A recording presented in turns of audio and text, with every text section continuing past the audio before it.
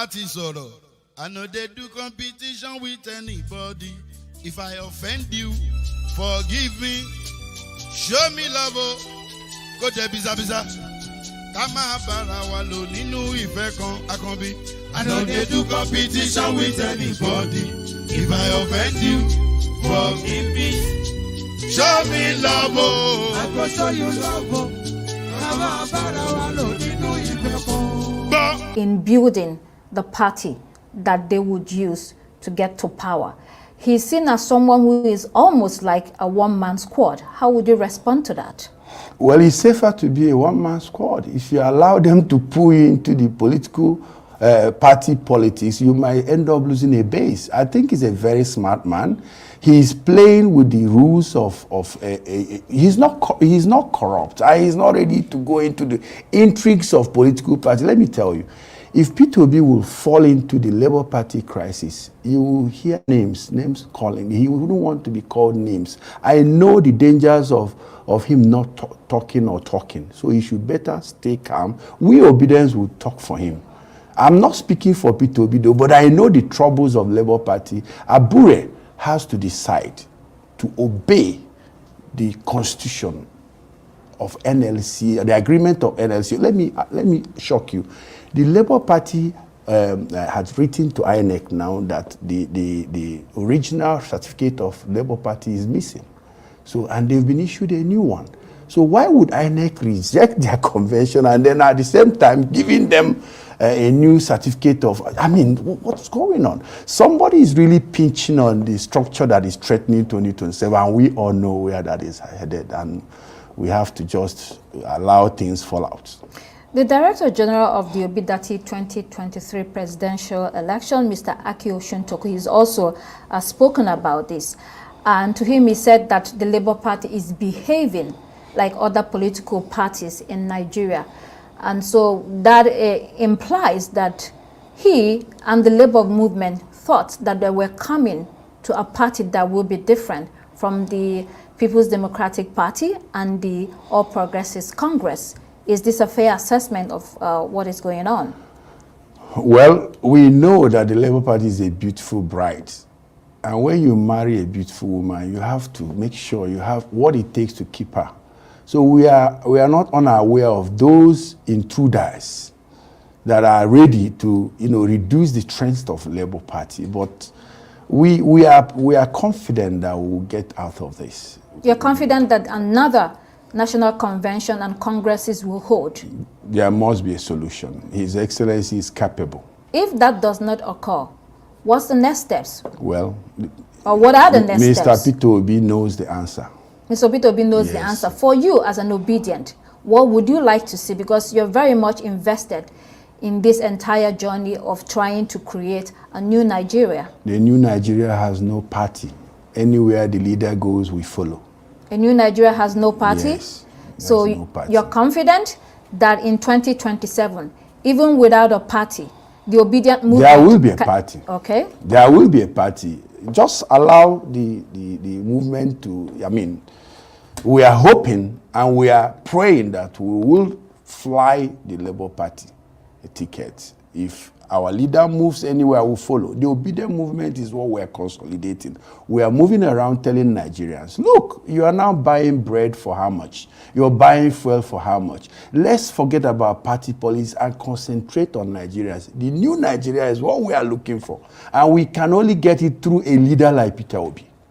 You see, apart from the political party, so now in Labour, there is the Lamidi Apapa faction, there is the Julius Abure faction, and then there is the Joe Ajero faction. Yes, it is a party that they are trying to, take control of. And you say that it's not important. But even if you go with the obedient movement and set up another, a congregate, there is always tussle among people when people are fighting for power. You do not think that if you come up with your own institution or organization, we will see similarly what's happening within the Labour Party occur there? I think the Labour Party issue is not an unsolvable issue. It is solvable, and I'm sure our principal is on top of the matter. We obedience, we are not allowing anybody to distract us in the pursuit of the new Nigeria, like I just told you. I've just traveled to Bauchi and Jos to meet the obedience who are fasting. We are concerned about the Nigerian people that are suffering right about now. We are not, you see, Labour Party knows what to do. Abure and Co knows what to do. These are just, you cannot move around Nigeria talking about the new Nigeria, telling people that Labour Party is taking a very dangerous step at this moment, because the whole country is looking at Labour Party to be the formidable opposition. And don't be surprised that there are some big ants on the side that are looking for the collapse of the Labour Party, and I advise them to trade with caution. I like that you're very, gung-ho about the movement rather than the party, because it is the people that own the country. It is the people that will eventually lead the way and direct their leaders. With this in mind, you're confident that a new Nigeria is possible. How soon do you see that new Nigeria that you yearn for? Can I tell you why I'm confident? In the early 90s, when I migrated to Belgium, I met people from Rwanda, people from all over the world that migrated, also due to instability in their own countries. Those countries are now stable. And when you talk to them, they will tell you, hold your leaders accountable. Go there, don't shy away. Insist that the political class gives you the dividends of democracy. And that's why a whole lot of us in diaspora, we have decided that we are not going to keep quiet. When you fly to London, for example, when you are landing, you see the beautiful environment, you see light everywhere. They also travel, they see it. We insist that the Nigerian people are giving the same. And we are going to allow them, whatever games they want to play to bring down Labour Party, we are not going to be part of it. We insist that the Nigerian people are awake. They have to get up and take over their country. They must take over their country. We are not going to, continue to allow the giant of Africa that we know, even abroad, they tell us you are from Nigeria. What are you doing here? When you answer this question for 25, 30 years, then you have to wake up. Okay. Ikenna Zomchine, thank you for... Well, labor unions have joined a chorus of voices criticizing the increase in electricity tariffs for some consumers. The president of the Nigeria Labour Congress, Joe Ajaero, is joining us now. Good to see you and thanks for your time. Well, in this case, you'll be putting on two caps. First, as an energy expert and a player who's been there for decades, and the NLC president. What truly is going on? Well, you can't really understand the situation now, because this is a situation that was foretold. In 2012, I told Nigerians that they would speak last with the level of privatization. And I think they're about to speak, but we are not yet there. But the most pertinent question, the way the Minister of Power is arguing about cost-reflective tariff. You ask him, what have you done to deserve cost-reflective tariff? What happened to service-reflective tariff? Now, which cost are you charging? Is it the cost of the salary or merited salary of the chief executives in the industry that you are demanding for, or their luxurious appetite? What cost are we talking about? The Gencos are telling you that they are not paying them. And you are talking of cost-reflective tariff. In a place where you don't have energy availability. Now, you can't talk of affordability where there is not availability and accessibility. And he's talking of cost-reflective tariff, and he's mounting it. From 2012 to date, there have been up to 7 or 8 tariff increases. And that was what I told Nigerians, that these guys will not add 1 watt. They will only be adjusting tariff. Ask them how many transformers they have replaced to deserve what they are getting. Ask this present government what is their energy policy. Because the minister is talking of cost. If we understand their energy policy, the Jonathan government led us into privatization. Now, where are we now? Are we still pursuing that privatization agenda? You know, where has it led us to? From the 4,000 megawatts they privatized 10 years after, It's still there. what has happened 4,000. between that time and now? Right. And on that 4,000, you are increasing. NEPA used to have 1 MD, 4 EDs. Now you have about 18 MDs, 18 18 times 4 EDs, all over. The same cost on customers on daily basis. No meter. How can you buy a product without that is not metered? Can you buy rice without a cup? Can you buy fuel where there is no meter? Now he's talking of band A, band B, and all this stuff. In countries of the world, they have gone green. What has happened to alternative sources of energy? That you are compelling everybody to bear the cost of gas. Cost reflective tariff is the cost of gas, because almost 70% of the production is based on gas. So what happened to solar? What happened to hydro? What happened to Mambila that Babangida did feasibility studies? Yeah. From that time to now, Mambila could give you more than 3,500 megawatts. Hydro, water. What are they doing about it? Now he's talking of cost tariff, cost. After 1 month again, they will increase again. And you said there's something called service tariff, service reflective tariff. Yeah. But quickly, Ngozi, just a minute, because before Larry left, we took it to the aspect of investors. And listening to you now, bringing it all the way from NEPA till this moment, and looking at the entire sector of the 3 subsectors, Genco, transmission and distribution, where have we been investing, talking about government and even the discos? Well, I have not seen any investment since they took over. What happened was that there was an arrangement to give the sector to some individuals through proxies. Those individuals took money from Nigerian banks and say that they have taken over the power sector. 3 planks. There must be technical competence, managerial ability, and FDI, foreign direct investment.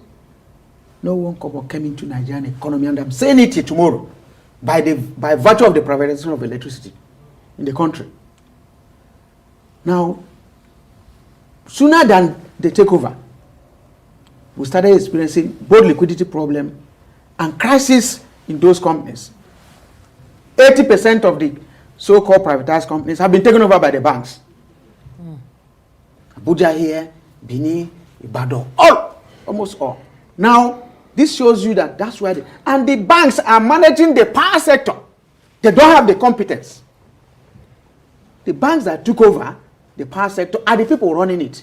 So what you're saying is Nigeria's electricity problem is a wicked problem. But that defies, you can't even, you don't even know how to solve it. Defies all logic. Yes, it is being solved on the basis of cost, because the bankers are the best people running it now, not based on any technical sound knowledge. Now let's come back to the Minister of Power's press briefing today, where he made quite a number of points. He says, look, we have to gradually ease off from, subsidy. It has to be gradual. We cannot drop subsidy in electricity all at once. Do you support that to start with? And he says, look, 2.9 trillion earmarked for 2024 subsidy on electricity, that it does not make sense to use about 10% of the national budget to address subsidy issues. Yeah, these points are very shameful. So to say, that he's talking of privatizing electricity, and then government taking over in deregulated sector. That's how today, the minister doesn't have the powers to regulate cost or anything in the power sector, because they have handed it over to the private sector. So what is he doing there? 2, they don't have right to subsidize a private man's business. Tell him I said so. If Ajero bought a disco, and then you are subsidizing me, higher than the tune at which I bought the disco, what do you think he's doing? Tell him it's a prodigal economy. The entire power sector was sold at about 400 billion. And he's telling you that this year alone, that they will subsidize by 2.something trillion. Tell him, what is he doing there? Another person's business. Private business. So all these things he's saying to some of us who knew that they privatized over 10 years ago, and they told us that government has no business in business. Right. So what is he doing now? So I don't really act. That's why I said, let them come up to tell us whether they have taken over the power sector and they are now micromanaging it, or is it still in the hands of the private sector and they are subsidizing other people's business. Up to 67%, yes. according So we need to, when we get this, some of us can now give informed commentary on them. What exactly should be the way forward in a sustainable way, not this back and forth, or it's cost reflective, it's not cost reflective. Recall the Gencos are being owed by government alone about $2 billion. What is the way forward? What needs to be done? What are the critical steps that must be taken now if Nigeria's energy sector will be fixed? Well, I think we got it wrong from the beginning, because you don't privatize what does not exist. The beginning, of course, would be the privatization. Of the privatization 2013. process, yes, yes. Right. You don't, by that time, in fact, it was President Yaradua that said, wait a minute, for about 3 years, let us see whether we can, improve the sector before you privatize, so that you don't privatize darkness. You don't privatize what is not in existence. Now, where do you start? The power generation aspect. They have built about 4, 5, 6 power plants. Papalanto, Motosho, Girigu, and all that. When they build, they give it to private people. And the areas they are building these power plants, the sources of energy is not there. Political power plants. If I'm from a community, I'll build a gas plant in my community when there's no gas. So I will now construct a gas pipeline, probably from Bayelsa to Lagos or to Sokoto. Far from it. Because the diversity of energy sources in Nigeria are such that Yola, Meduguri, whatever, you do solar, the heat there will assist you. Enugu, Benue, Kogi, the coal deposit there, one plant built by ESCO in South Africa generates about, that is run by coal, about 2,000 megawatts. Maybe Katsina and other areas, you look at wind turbines. Right. And maybe the Niger Delta area, the gas and whatever. And then you see all the Niger state areas where you have hydro plants. You have a mix. And then by the time we have sufficient power generated, you can now look at the transmission network, which is the vehicle. And they're not telling you about GE contract. What has that got? When they gave GE contract to construct lines that will convey about 8,000 megawatts. When we have 8,000 megawatts already, that contract is out of place. Let's see if we can close on this. Listening to you, first you were so pained to see that some of the discos are being run by non-experts. And I recall, we've really come a long way, George. I recall a decade ago we had this conversation where you fought that the legacy staff must not be eased out. So some of them are still there. Are you saying these experts, coupled with their expertise and your institute, the Power Institute, have not been able to give, knowledge, suggestions, as you've just highlighted, to these investors or takeovers to actually get us to where we are? Well, I don't think they are even listening. The minister that is talking now, since he came on board, he has not met with the representatives of the workers to seek for advice. I think maybe yesterday was when he was sending text messages, because he equally knew that they have done the last things first. Now, you can't even increase tariff without stakeholders consultation. Tell NEC that I said that it's in part of the act that they should have consulted all stakeholders before the increase in tariff. NEC was well, here. they said they did. They said they did. Yeah. The question was posed to them. We too. We are critical stakeholders. Right. and the unions, even the union in the power sector, who did they consult and where? Now, like I was saying, they are not taking the advice. And what they did was to ease off the legacy staff, for whatever reason, and brought those with laptop, and then for the account to balance. That is what happened. The legacy staff we are talking of, I'm not saying they are the best, but they held the system up to that moment. And come to look at it, but some would say the legacy staff are part of the problem that led to. And now that they are off, the problem is sector, now that they are off, got to where it is. Very, very quickly before we let you go, the issue of subsidy. The minister says in another 3 or so years, a subsidy will be fully, removed from electricity. Nigerians spend about $22 billion annually on generators, individuals and organizations. If Nigerians can do this, don't you think subsidy really may not be sustainable? Which one comes first? Which one? Power, availability, or subsidy? Because he's talking of whether he removes subsidy or not, and we're still on 4,000 megawatts. What is the impact? That's the question. Now, you are still bringing us to where we were. Let Nigerians have power all over the world. Privatization is a post-industrialization concept. There must be availability before you now determine who manages it. There's no country in the world where the private sector developed their energy sector. No country. But the Nigerian state rushed to say they're handing over to the power sector.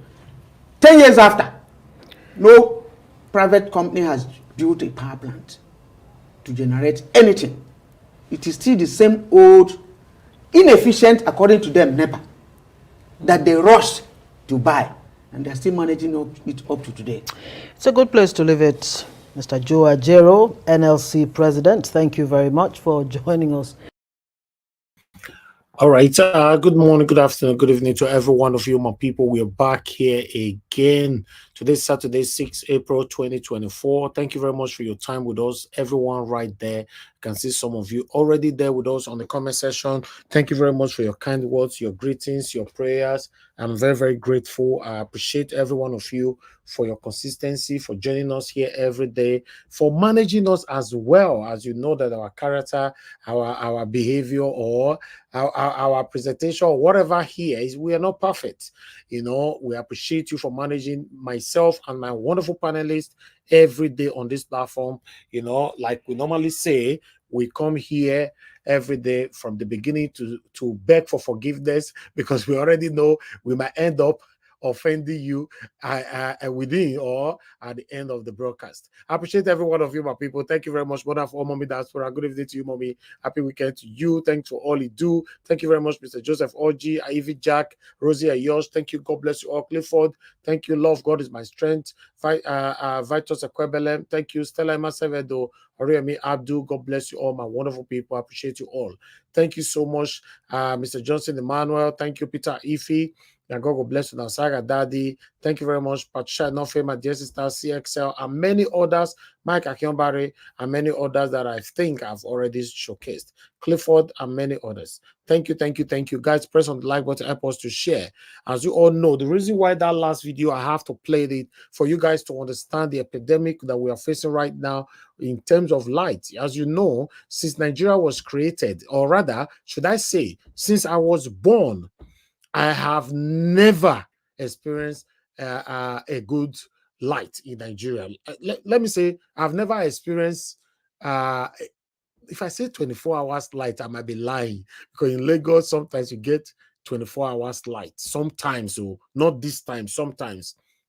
Because I remember sometime last year or 2 years ago, yes, I was in Nigeria, so I celebrated 36 hours light. But still, darkness, blackout, is a thing of the day that we all need to talk about every day on this platform. But before that, I'd like us to listen to this minister, quickly on this slight issue. Excuse me, sir. Good afternoon. What can you say about the recent increase in the electricity tariff? Electricity tariff? It is appalling.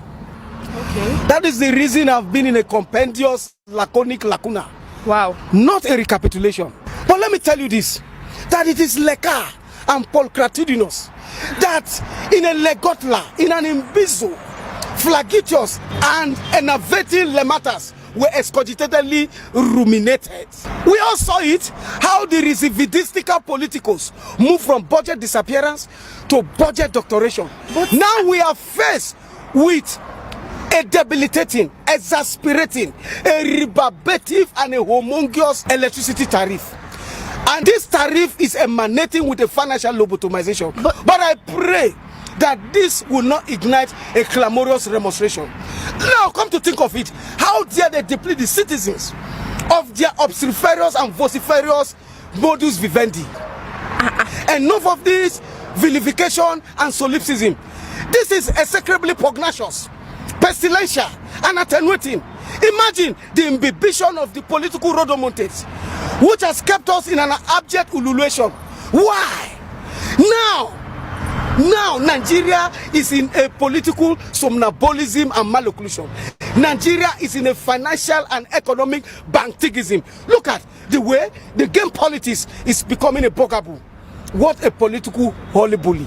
What a political hoity-toity. What a political foodie-doody. What a political hocus-pocus they have come with. What a political jabberwocky. What a political poppycock. What a political gobbledygook. Sir, with this consternation, I ask that you accept my pertinacious circumlocution. Accept my pertinacious circumambagous, grandiloquence, and magniloquence. But I will tell you this, I will not koto in Japoho. Thank you. I will refuse to koto in Japoho. Thank you. I will not koto in Japoho, Loco Abasha. Hey, God. Thank you very much, guys, for your time with us. I thought I should bring that old video in to tally off with the NSC chairman on what he said earlier on Arise TV. I can see some of you just coming in right now. Thank you very much for your time. Amazing Grace USA, thank you very much for your time. Good evening to you. Rosie Yosh, Lighthouse, I can see you as well. Honorable Sam and Monvo, I can see you right there as well. Thank you very much, Mr. Joseph Oji. Thank you, sir. God bless you all. I appreciate every one of you. Help us to press on that like button, help us to share as well. And let's face the reality of the day. We are here talking about the things that's affecting us every day. As you all know, we are saying it how it is, calling out our government to do the right thing. We can't continue like this anymore.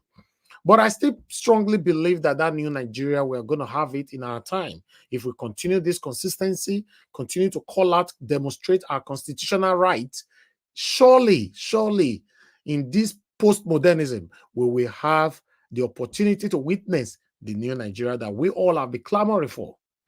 Let's stay positive, my people. I understand that a lot of people are angry. We all are angry how the country have been governed by, by some satanic group of people since Nigeria was created. These guys have been recycling themselves, governing the country in their own favor, not the favor of the people. But I'm still very, very certain that Nigeria, a new Nigeria, will come in. Thank you very much, my people. Now God bless you now. But meanwhile, I have this short video of Oil Bokri that I'd like to quickly play. It's just a 1 minute long or two video. Let's take this to add to our topic today. Officers and men of the Nigerian Navy ship Pathfinder are on a mission to dismantle an illegal refining site in the creeks of Rivers State. The site is Wellhead 15, a part of the OML 18 belonging to the NNPC Limited. The commander vows that he and his men will fight crude oil theft to a standstill. Behind me here is Oil Wellhead 15, belonging to OML 18 of Nigerian NNPC. This oil wellhead belongs to them. You can see a very big 14-inch hose connected illegally to this oil wellhead 15. And they are transferring it to this, you can see it, to these big wooden boats, popularly known as Cotonou boats. They contain almost 70 metric tons of raw crude oil, sabotaging our economy. He speaks further on the arrests made and notes that the illegal facility has been polluting the creeks of Ilim Krakrama in Degema local government area of the state. We have made arrests of 14 of them. We caught them in the act. You can see all these places, they have polluted it. They will tap from this oil well, and the excess, they leave it to pollute the environment. We have told them severally to look for other means of livelihood. We have talked with their leaders, their paramount chiefs, and their community leaders, but it seems they are not relenting, and we will not relent too. Afterwards, the Navy hands the suspect over to the Nigerian Security and Civil Defense Corps for prosecution. This arrest is coming less than a year after a massive illegal crude oil theft operation was dismantled by the Navy and NNPC limited technicians at the same Ilim Krakrama community. Charles. No more bad government in Nigeria. In other words, the only media that have been consistent speaking against the bad government and for the purpose for reformers. Niger what yo.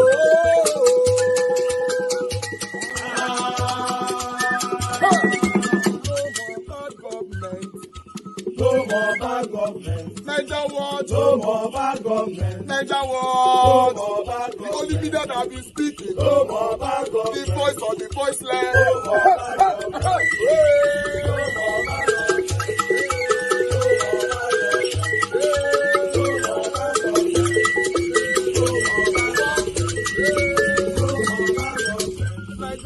No more bad government. For the poor, no more bad government. Niger what? No more bad government. Niger what media? No more bad government. No more bad government. No more bad government. In Nigeria, no more bad government. No more bad government. No more bad government. The only media, no the number one media in Nigeria, no more bad government. That have been speaking against government. No more bad government. Niger what? No more bad government. Niger what you? The voice of the voiceless. The voice of the voiceless.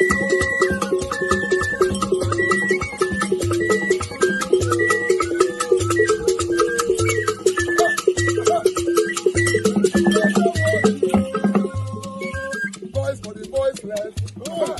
Voice for the voiceless. Niger what media? Voice for the voiceless. Niger what media? Voice for the voiceless. The only media that have been speaking against bad government. Being consistency since 1944. Voice for the voiceless. Voice for the voiceless. Umuwame. Voice for the voiceless. Umuwame. Voice for the voiceless. Voice for the voiceless.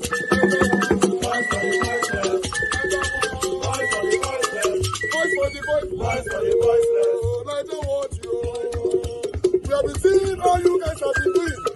And he recommending to everyone in Nigeria, saying that you guys are the number one. I don't want you.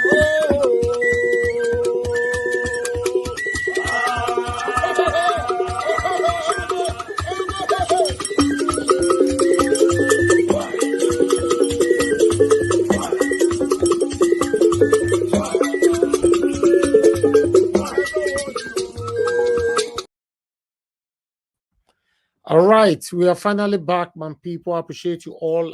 Good morning, good afternoon, good evening to every one of you once again. Thank you very much for your time with us. If you're just coming in right now, I appreciate you. Good evening to you, or rather, good morning, good afternoon, good evening to you. Depend on your own region. Please do the needful. Press on that like button. As you know, we call on this every blessed day so that our voices can go far. Wonderful panelists' voices can go far as well. Thank you very much. I appreciate you all. Press on the dollar sign. Encourage us. Today's Saturday, encourage us to do more for you. I appreciate every one of you, my people. Now God bless you. Now, I have a few articles to present right here. But before I start presenting my article, I would like to quickly post out a link for those of you that want to join the panel. Click on the link and join us on the panel. And let's talk about the things that's affecting us together. That is the link right there. I've posted out a link. Click on it. Join us here and let's talk together. It's Saturday. It's going to depend. The duration that we're going to be here for will depend on the people on the panel. You know, I appreciate every one of you, my wonderful people. Let's take it from here. Let me bring in the first article that I have for you today. One moment, my people. Bear with me. Okay, let's start with this one. I have about 6 articles here. I might end up taking on the headline or depend. I might take 1 or 2 paragraphs. But let's start with El-Rufai.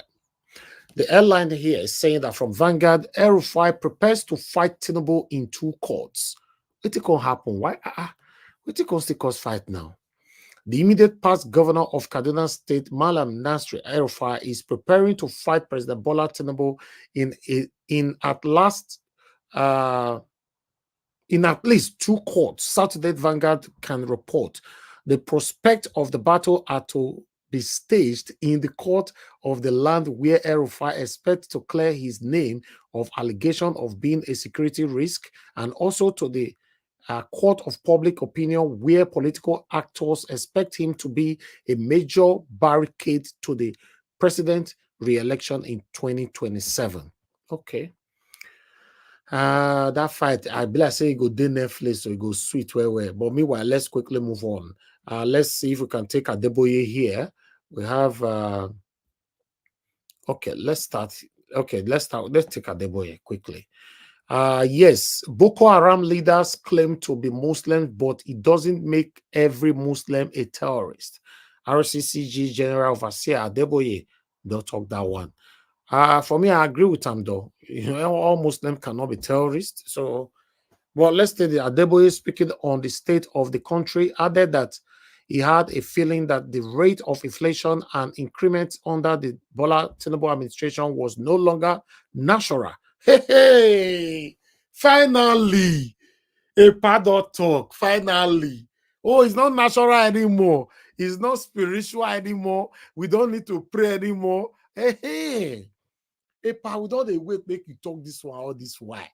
The General Overseer of the Redeemed Christian Church of God, RCCJ Pastor Enoch Adeboye, has stated the fact that the leaders of Boko Haram are Muslim or claim to be Muslim does not mean that every Muslim is a terrorist. I'll leave that one right there. But at least for you to say it's not natural anymore, at least we don't need to be praying over this dilapidation of our country anymore.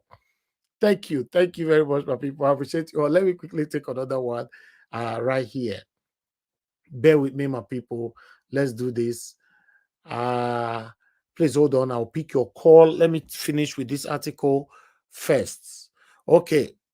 Army lieutenants, 6 others killed on Bonu Yobe Road. Why did they kill our armies like this now? What did they happen? What did they happen? Now, wow. The government need to protect these people because it's not looking funny anymore. Some of them now go they happy for una mind now say they kill our army, forgetting that these people now they even say the small way remain for Nigeria say it still they exist. You must have that in mind because it doesn't look funny anymore to me. What did they happen?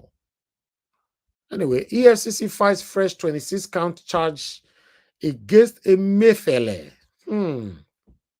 Emefiele don't enter another. In fact, we'll see whether a family or a member, a people feel join us for here. Let's see whether we welcome Emefiele quickly. You know, make you join us for here quickly. I don't still know why some people are going against the CBN rules. Government, when Emefiele, government,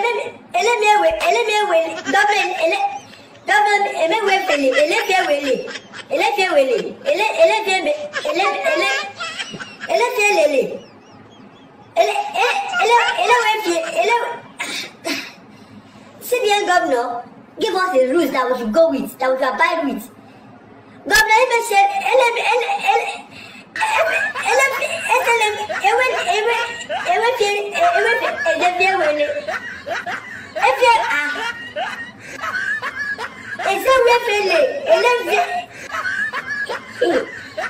Governor CBN, Maybe you understand.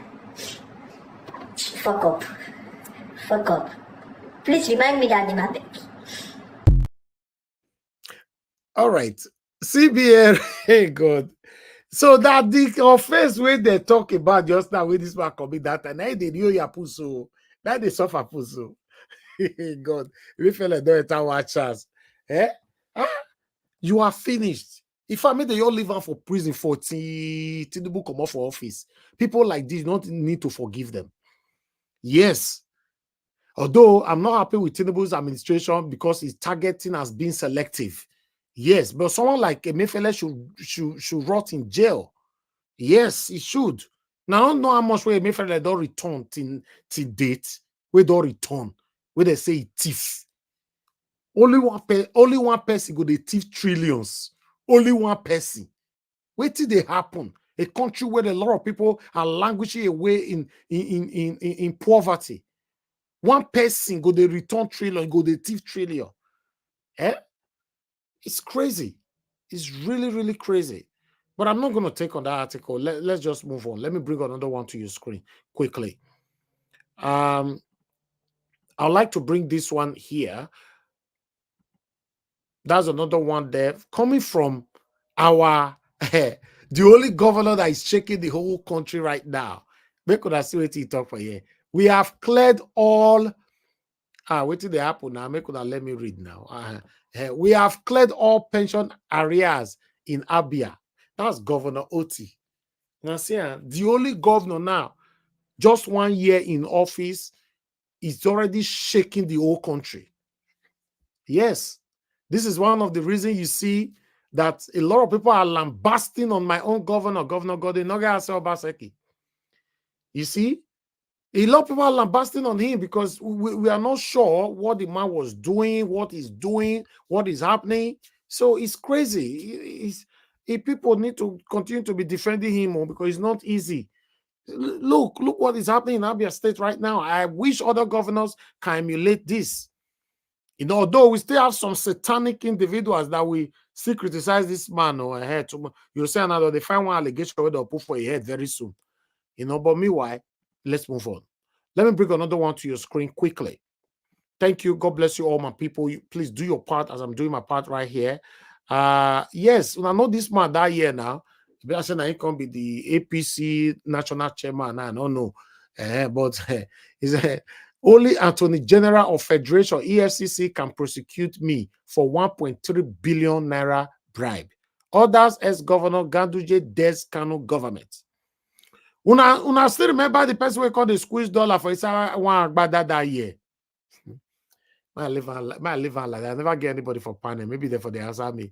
Let's move on. I'll just leave that one. Let me quickly break. I think we have only one more to go. Only one more. Okay. This is the last one coming from the electricity tariff. Now be the reigning one now for Nigeria. Electricity tariff hike. Tinubu's men pushing Nigeria economy into deeper crisis. Article 1. Yes. Not be smart, you know. Blackout everywhere. And people are still paying bills. So I'll just leave that one. I don't want to take it. Let me just leave that one. You know, that is all I have for you guys today. I appreciate every one of you. Good morning, good afternoon, good evening to every one of you right there. Where's my people? Nobody on the panel today. What's happening? Saturday I've started again. You know, but let me take calls. You know, the first caller in the next 10 seconds, then I'm done. Yes, let's see who's going to call in first. Mr. I, thank you very much for joining us. I can see you right there. Mr. TV, DB, Vitos, Akwebelen. God bless you all, my people. I appreciate you all. Thank you, thank you, thank you. Yes, the first caller is already here. Mr. Shimeze, as usual. Mr. Shimeze, thank you very much, sir, for joining us. Good evening to you. Please talk to us, sir. Good afternoon, good evening. Thank you, sir. Mr. Elvis, well done. Yes. I greet you. Thank you, sir. Thank you. And no matter no one is in the paradise, I greet their seat. And up gunners, see, man, if you see the corner eye, why I tell they watch that football just now, eh? Kai God. See the way they happy for you, eh? But watching you, I say, oh, neither what? I know why he keeps silent. He wanna put this game finish before he can talk. No. To be honest, you see that last third goal, Jesus from Trossard, Jesus. Yeah. No.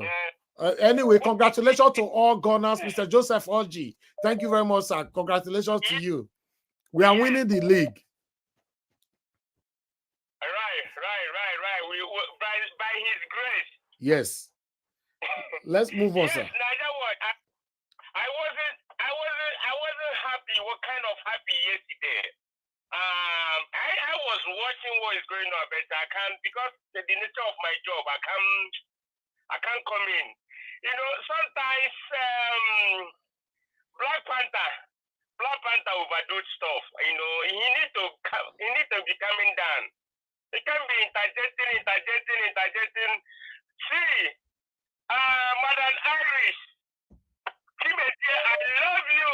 I love what you did yesterday. No matter, you never allow Black Panther to pull you down. He was saying as if he's the one, he has a voice. No, other people have a voice.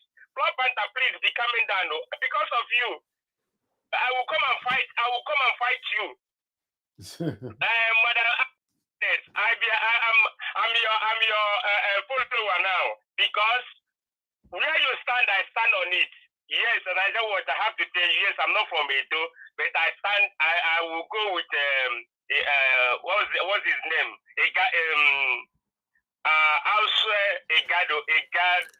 Aswe Igodaro. Yes, this is who I'm supporting. Okay. So yes, I'm supporting him. I'm with Madam Irish Finance. So neither watch. You have to tell Black Panther. He need to give some people respect. He's doing too much. But he's not disrespecting anybody. He's only countering you. That's all. I know, but the way his voice is like his voice is so loud, and he uses his voice to intimidate other people. You know, like me, I have voice more than him. If I come to that panel, he will only shout, we will shout there. All right, no problem. Thank you, sir. Now the issue we have at hand. You see, Nigeria. You see, you are putting people more to the poverty. That is not right. Okay. The tariff you're increasing. Not you increase the tariff. There is no light. The way gas, there is a petrol in Nigeria. When the gas is up, you won't see the gas to buy. Or you go to black market. I don't know if NEPA will give Nigeria black market. Then Nigeria will buy black market, so they will have light. I don't know, is it possible? So they will be having black market. You see, they need to do something to help people out. So many people use these things to show that people is using sewing machine. No, we are in the 24th generation. You know, we need to be used like there is electric sewing machine, all those things, not the butterfly that you use hand. You use head to. 1 minute, round up 1 minute, sir. We have traffic, a lot of traffic on the phone. Please, the Nigerian government, you need to do something. Then, I think you show something of Bonkre. Bonkre, it will never stop. Let me tell you one thing about Bonkre, oil for Bonkre. You see, those people are doing the business, black powder business. You see, somebody they will get somebody maybe at a point, and that person know. The next tomorrow, he will take his white powder, go. Okay. So thank you. That's how the Bonkre is. Something that somebody already addicted.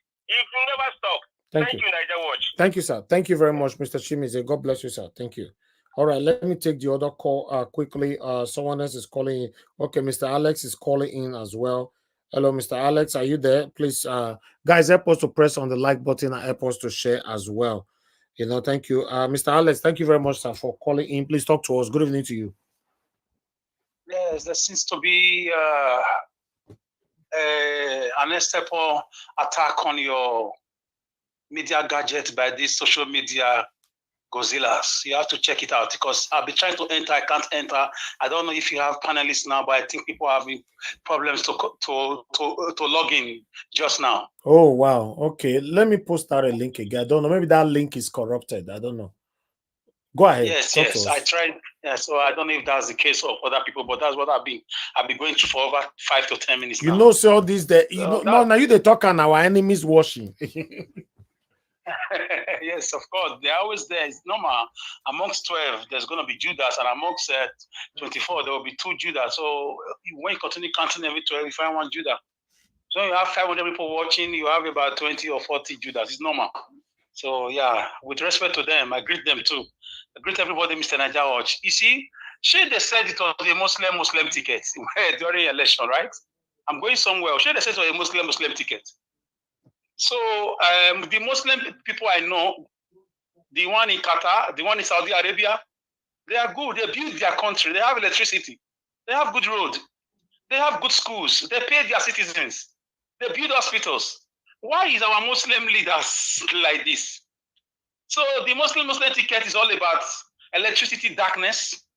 It's all about stealing money, ministers stealing, demolishing houses, taking people's lives. You know, lying to us about naira and dollar that will see crash very soon. All those oil pipeline, they are saying, what is the meaning of pipeline, the wellhead 15, the wellhead M? Those are criminal code, criminal terminologies. Those are methodologies of criminality. How many Nigerians have benefited from it? They've been busting these things for the past 20 years. How has that transformed into food for the poor man on the streets? How has that given job to the graduate who left school 5 years ago? So let those guys go and sleep. It's a lie. It's a fraud. They know who they are after. It's their business. They've been doing it for years. Who are the owners of the so-called oil well? What is oil well? Niger Watch. If you win election today and you are a senator or a governor, you want one oil well. Do you know what they call oil well? It's not a well in the ground though. It's one of those pipe edge. They'll just give you to sell to white people for 6 months or 8 months or 2 years. They did it for Desi Danjuma. They did it for Lucky Benedict those days, and so on and so forth. That's what they call oil well. You can sell for 1 year, you can sell for 2 years, and you bring it back to the cabas in the north. So that's for that. And you can see Nigerians that they deceive you with religion. Muslim. No Christian is buying bread cheaper. No Christian is having electricity tariff cheaper. No Christian or Muslim is having anything that a Muslim is not going through now. Those in the north, those in the south, listen. Religion is only for elections. Religion is a scam, is a fraud by Nigerian politicians. A real religion will give water to its citizens to drink. A real religion will not want to have its country in darkness. A religion that will care for the people, that will not allow security to ravage the country, that will not steal money and go and be buying houses in Dubai and other places. So next time election comes again, open your eyes. Don't let them tell you, don't vote for him. He's not from your religion. He's not from your region. He's not from your section. No, all of them are united, carrying money away. All the governors, nearly all the senators, they are friends, they meet. So when it comes to election, they put you in the front and use you to block and say you are a Muslim. Yeah, go, you are a Muslim. Be there, go and tell them you are a Muslim, you are a Christian. Now everybody is suffering it. As I'm talking to you, I'm talking from darkness. They even mocked me yesterday that I'm a man of lithium battery. Mr. Akim, I'm coming. We shall explain that and in a very good debate someday. Of course, it's good to be a man of low battery, Mr. Low Battery, than to be a friend of people who supervise the killings of their own people. A governor who will keep quiet while the people are being kidnapped. It's good to be a man of low battery because of the challenges that we are going through to be on Nigeria's platform and other live programs due to the insecurity and the darkness created by politicians that you support, Mr. Akim. I'm very proud to be a man of low battery because I'm speaking for the poor people. I'm speaking for the hungry. I'm speaking for Deborah who got history. So if that is the name I get, William Wilberforce, who was a slave trade campaigner. He was campaigning against the slave trade. One of the merchants called him slave preacher. When I heard that yesterday, that went to my mind. So I'm happy to be a slave preacher, to be a man of low battery, than to sympathize with those who have no conscience, who are stealing people's future, who are stealing money made for medicals, money made for roads, money made for pregnant women, money made for insecurity, and so on and so forth. So Nigerians, I'm very proud to be a man of low battery because if you live in Nigeria, you know the struggles to be on a Nigeria Watch life program. I mean, that struggle alone, Nigeria Watch, now I really believe you when you say those days in Nigeria when you broadcast that it's not easy. It's not easy. You think about your fuel, you think about your internet, you think about your expenses. It's not easy. And I bet you, Mr. Akim, if you're in Nigeria, you will not be on a live program for more than 3 times in a year. I bet you won't try it. So back to Tinubu and the midget of Kaduna, the former governor of Kaduna State fighting. It's not a fight. Those guys are the same. Was it not this one? Was it not the one dancing Buga with him in Tantam House? He was the one teaching Tinubu how to dance Buga. They are all the same. They want to distract us. Tell Rufai to tell us how did he put Kaduna in a debt of $585 million. The new governor of Kaduna is crying out that the state is in trouble. They can't pay salaries. Money has been looted and stolen. And this same Rufai is the one that told us he knows where the terrorists, the bandits are, that he needs them. He gives them money. In the same country, Rufai should be in the DSS custody, not Nnamdi Kanu. So Nigeria Watch, don't be deceived by this repartee between him and Tinubu. Please, I will join you if I can. Thank you so much. God bless you, my brother. I appreciate you. Thank you. All right. Thank you, man. Love God is my strength. Thanks for calling in. Good evening to you. Please talk to us. Hello, Nigeria Watch. Yes, ma'am. Good evening, everyone. Yeah, good evening, everyone on the comment section and everyone on the with you on the panel. Good evening, Mommy Diaspora. Happy weekend. I'm very sure every one of us is fine. I'll quickly go to the oil bunkering and the arrest of those people that they said they are stealing oils and all that. I want to say something. I'm not encouraging oil bunkering or all those things. I'm not. I want to ask you, those people that they are arresting, are they not the owner of the oils?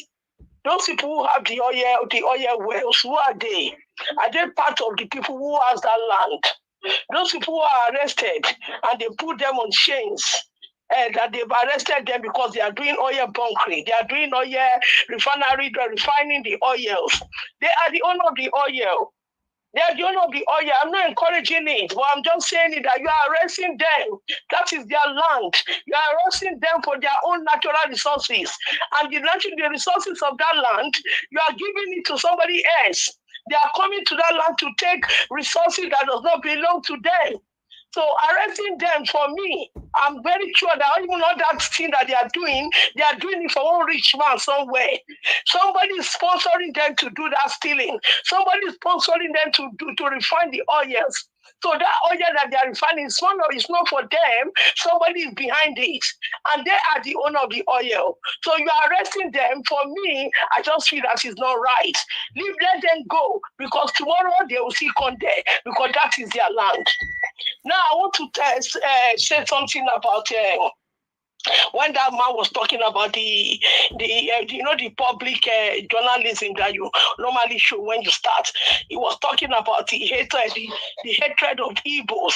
The hatred of Igbos is all over Nigeria. And I will say for us from the south, let me say from the south down from Edo down, we don't hate the Igbos. Igbos are our brothers. The people that hate the Igbos, they know. And the more you hate these people, they are doing well. Look at Mr. Oyema. What Mr. Oyema is doing for Nigeria. Look at Mr. Oyema, the way he has put Nigeria on a very good. Look at my friends from Sierra Leone. Everybody, they are talking about it. So hating the Igbos is just like wasting time. The more you hate them, the more God bless them. The more you break their property, the more God is blessing them. So hating them, for me, it is wrong. And for this man who was talking about that is obedient, the man he has really changed. I would just say everybody will obedient. We are not particular about Labour Party. If Labour Party like, they should break. But one thing that anywhere we go, we are going to go with him. Anywhere Obi enter, we are going to enter with him. We don't care. If Apuri has listened to you when you spoke to him privately, it will not be like this. This thing will have been settled. But we pray that everything should work out fine for us. Thank you, Mr. Najawad. Thank you very much, man. God bless you. I appreciate you. Thank you. Yeah. Okay, just one more caller and I'm done. You know, I need to go to the panel right now. Okay, let me go to the panel. Oh, no, let me return this call quickly. Then I'll come to you guys on the panel. So I'm returning your call. I just hope you pick on time. You know, yeah, okay, let me post the link again. 1 minute, Mr. Alex. Let's see if you can call me. Yeah, good evening to you, sir. Thank you very much. I can see you called in earlier on. Talk to us. Today I am. Go ahead, sir. I just want to greet you. Yes, sir. I say well done with a good job you are doing. Oh, God thank you, bless sir. you, Mr. Negawal. God bless you, Mr. Negawal. God bless your mommy. Thank you very much, sir. God bless you. I want to say one thing. Mr. Tinubu, he wanted to suffer Nigeria. Yeah, another bring another increment of NEPA light. And there's no light. Even now I'm talking Mr. Negawal, they want to kill us. But we know God is going to deal with him. We are going to come out. He planned for bad planning happens. It will never happen. It will never happen, inshallah. God will hands. God bless you, Mr. Negawal. Thank you, sir. Thank you very much. God bless you, sir. Okay, all right, callers, I'll come back to you guys again later on. Let me start with the people on the panel right now. I appreciate those of you listening to us. What's happening, my people? Please press on the $sign. Encourage our work today. We only have one person that super chatted us today, Peter Ife. Thanks for supporting the channel. Always appreciate you. May God bless you. Guys, encourage what we do. Madam Busy Brains, where are you? We miss you. You know, give us a mandate. It don't pass 4 days now. We'll never hear from you where you day, you know. And many others right there. Please, you know, if you know you're not too busy, always join us. Let's continue to talk about the things that's affecting every one of us. Let me call on the first person on the panel, which is Mr. Ike. It's good to have you on the show, sir. Good evening to you. Of course. Hey, bro. Thank you, Good sir. afternoon. Good evening.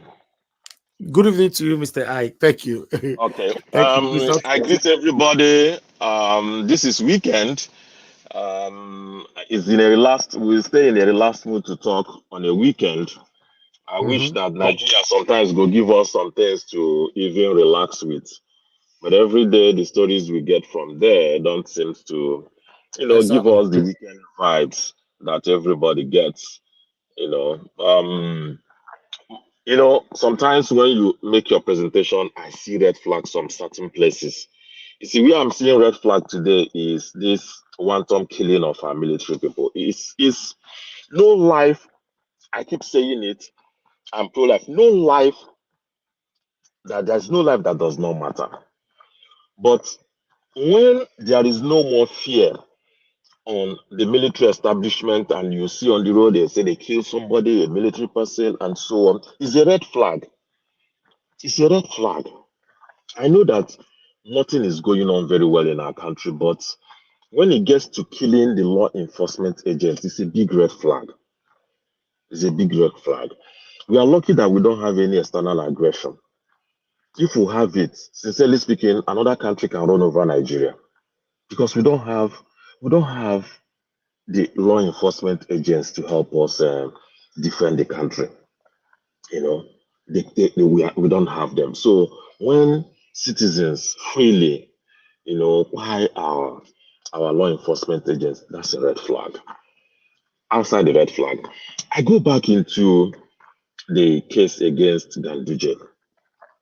You see, it's so bad in Nigeria that even if you bring a video of somebody committing a crime, you're still not sure that that crime can be prosecuted. What are we dragging? A governor was videotaped collecting bribe and putting in his agbada. It's enough. When you say allegedly, there is no allegedly in this one. Because there is a video. This person planted a video. The guy that did that thing has been interviewed. He said, this man has been doing this over time. Each time he gives you contract, he takes about 30% of it. If you say taking away 30% will not be enough, the remaining will not be enough to do the contract, they will inflate the contract to cover that 30%.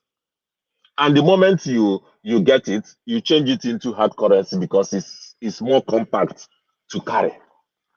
And this man planted a video camera inside his own clothes and videotaped this man taking this money and putting it. And 6 years after, or 5 years or more after, we are still dragging our feet on persecution. Every evidence is there. You don't need any investigation. You have the video. And we're still dragging our feet on how to prosecute him. Will APC say they didn't know about this video before making him the national chairman? Sometimes when we say APC is not for Nigeria, people think we are just being envious. How can that video that trended in Nigeria for that long, and they were still bold enough to make him their national chairman? So how can they fight corruption? My worry is, will the Kano High Court be able to prosecute this case to the end? Because what will happen is, whatever judgment they make, they'll take it to the Supreme Court. Who has the Supreme Court? The same APC. So it will still be one of those court sittings and prosecution that rend the air. At the end of the day, nothing will come out of it. I don't see the government of Tinubu prosecuting their national chairman. If the Kano State government succeeds in doing it, and he moves away from Kano State to maybe Supreme Court or to the EFCC, that would be the end of that. And life continues. How will a country be run this way? How? It's not possible. That's why every day you see me cry. I say, if I have the plan of going to Benin, for example, and I come down from London, and a car was waiting for me to take me to Benin from Lagos to Benin. And instead of the car going through Ibadan Expressway to link Shagamu Benin Expressway, the car started going to Badagry.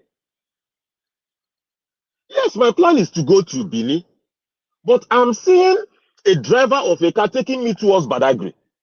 I won't be hopeful or be praying to say maybe God will touch his heart. Midway into Agbara, going towards Badagry, he will turn and make a U-turn and start going to Benin. It's either I'll stop you from driving that car or I'll get out of your car. Because you're not taking me to my destination. That's what it is. But my original intention is to go to Benin. And that's why I got into that car.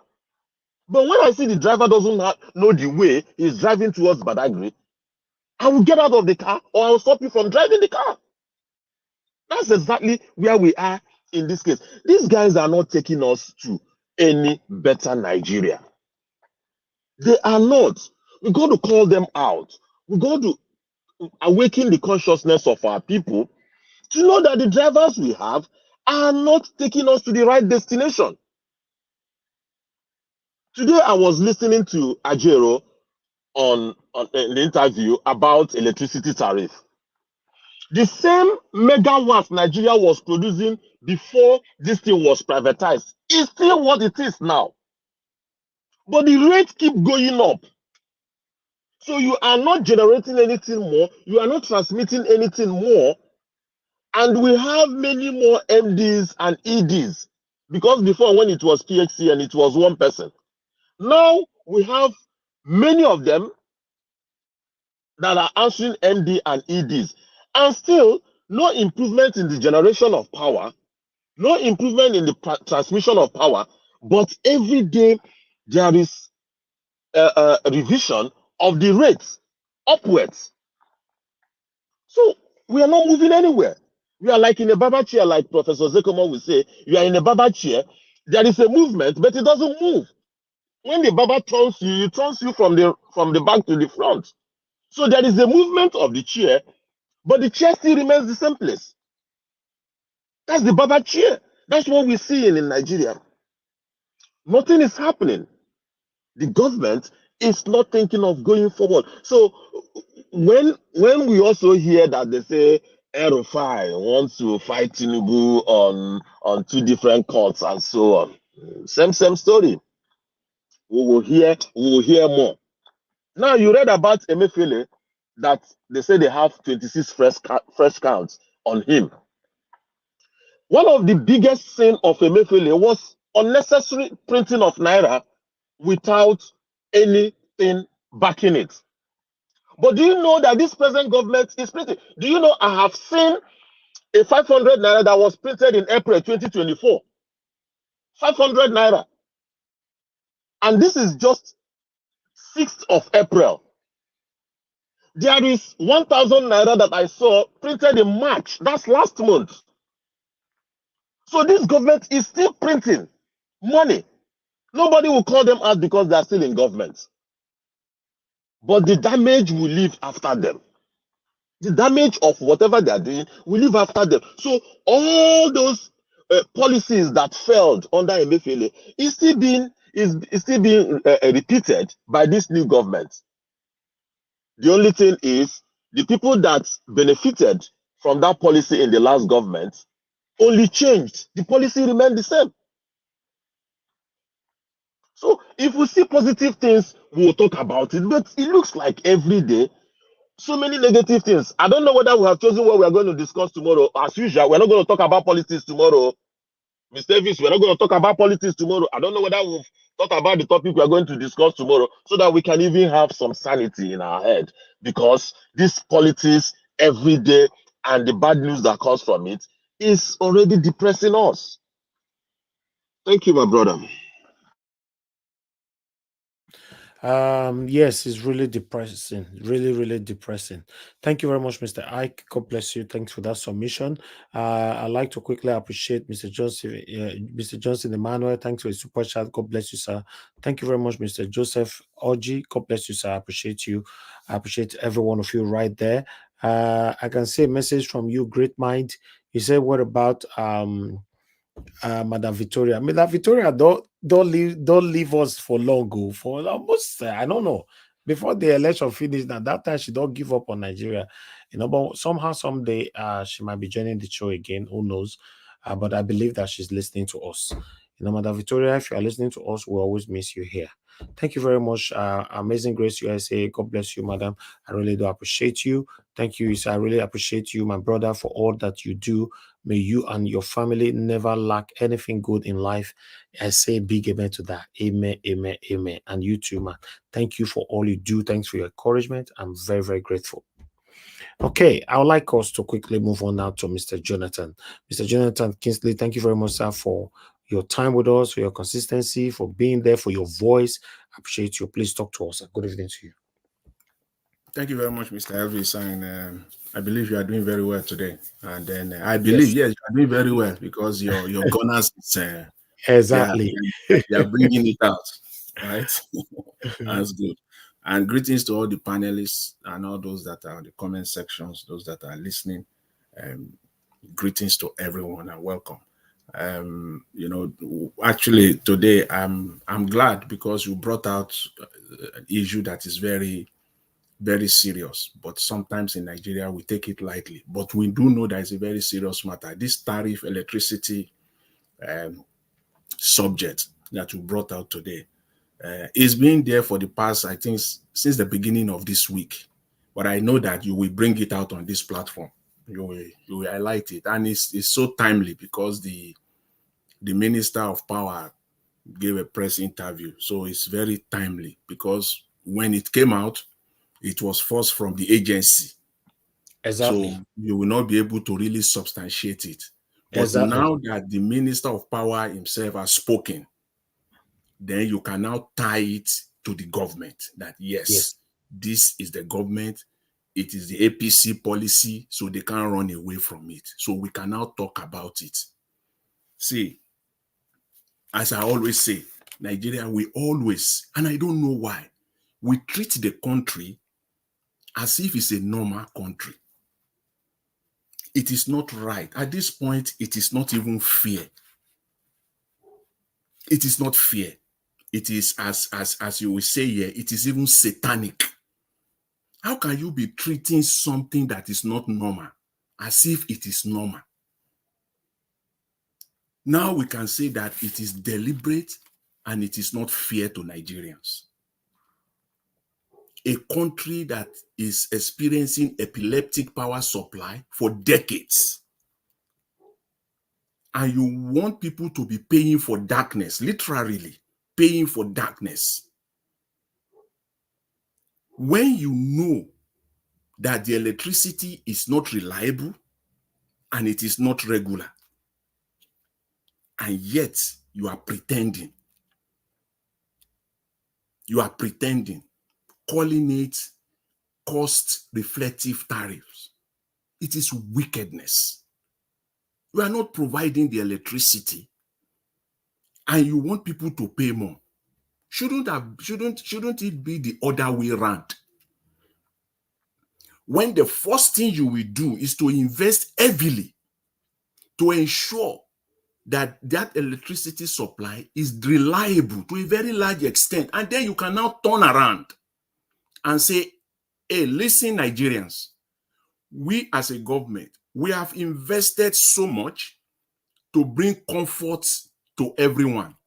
And you all can see it in the last 3, 4, 5, 6 months that electricity has changed. The things are getting better. People are now getting more electricity. It doesn't come by default. It doesn't drop from heaven. We invested a lot. In fact, part of the money that we borrowed and all the rest, we have invested it. So it is time for Nigerians to pay more. Nigerians will then listen. But what are they doing? They are pretending as if it's a normal thing, as if it's a country where the electricity is normal. People are getting normal. So it is now you can now increase. How will you be doing that? Why? It is wickedness. Just say this is wickedness. I don't think these people, they have brains.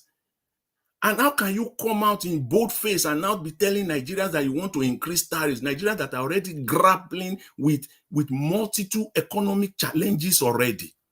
And all you can do now is to add to it. When you have not really invested into it, look at the reason behind it.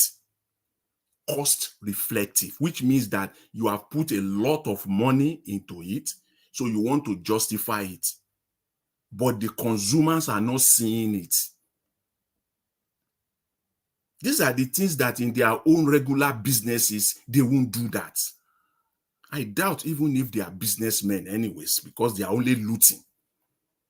Because if you run your business with genuine money, and you have been doing that for years, for decades, there is no way you will sit down in a position of power authority and be taking this kind of decisions, because your business mind will have told you so. It's not normal. It's not like this. I got to do it better. It's like you are selling bread to Nigerians. Now you reduce the size of the bread, reduce the quality of the bread, but increase the price of the bread. I don't know how to bring it home to Nigerians just to see in a very, very simple, way. That's what they are doing. All the money over the years, they have been looting it. They have been stealing it. All the money, the billions. There is no time. We can even go into the amount of millions of dollars that they have borrowed from World Bank in the name of electricity. That the money they are coming to use it for electricity. Rural electrification, to improve power generation, improve transport. They are all there. These people have borrowed millions, even in fact billions of US dollars from the IMF.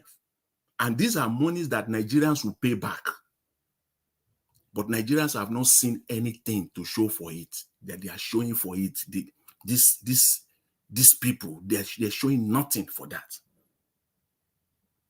So It is so shameful, and it saddens someone's heart that a government will be doing this, pretending, and until Nigerians knows that Nigeria is not a normal country.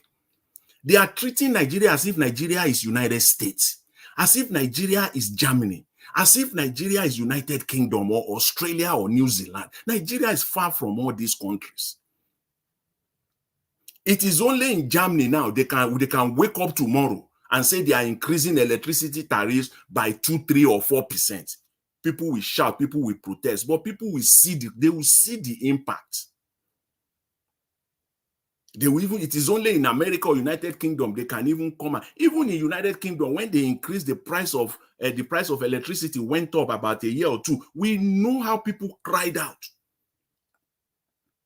and it has to drop. In fact, they brought it down. People that are living in UK can testify to this.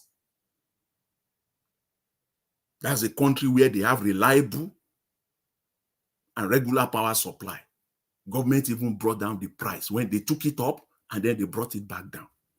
But in Nigeria, where it is darkness all through, they are increasing it. So there is, in other words, let's put it straight away again. In other words, they don't have enough to steal. So they want to create, they need more to steal. That's what it is. Nigeria is already paying over 5 trillion naira on electricity subsidy.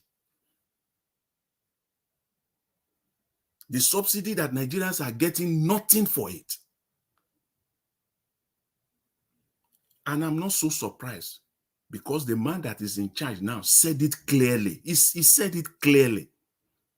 He said, I'm going to reduce your purchasing power and increase your taxes. This is tax. So this is a form of taxation. They are increasing your taxes, and they are reducing your ability to do better as an individual, as a family, or as a business. They are reducing your purchasing power because income has not increased. So they are reducing your capacity, but they are raising your taxes. He's doing it exactly as he said it. Election has consequences. He said so, and he's doing so. And it seems that this is just the beginning. This is just the beginning. There is no enough money to steal. And now they want to create more for themselves to steal. All the generating, the disco, that is the distribution companies, and the generating company, they call them gencos. All these companies, they are being manned by incompetent people. As Mr. Peter Obi will say, a carpenter flying an aeroplane. Your life is in danger right off the bat, even before the plane takes off. Even before they start the engine of the plane, you are done already. They are carpenters attempting, or not even practically trying to run an aeroplane.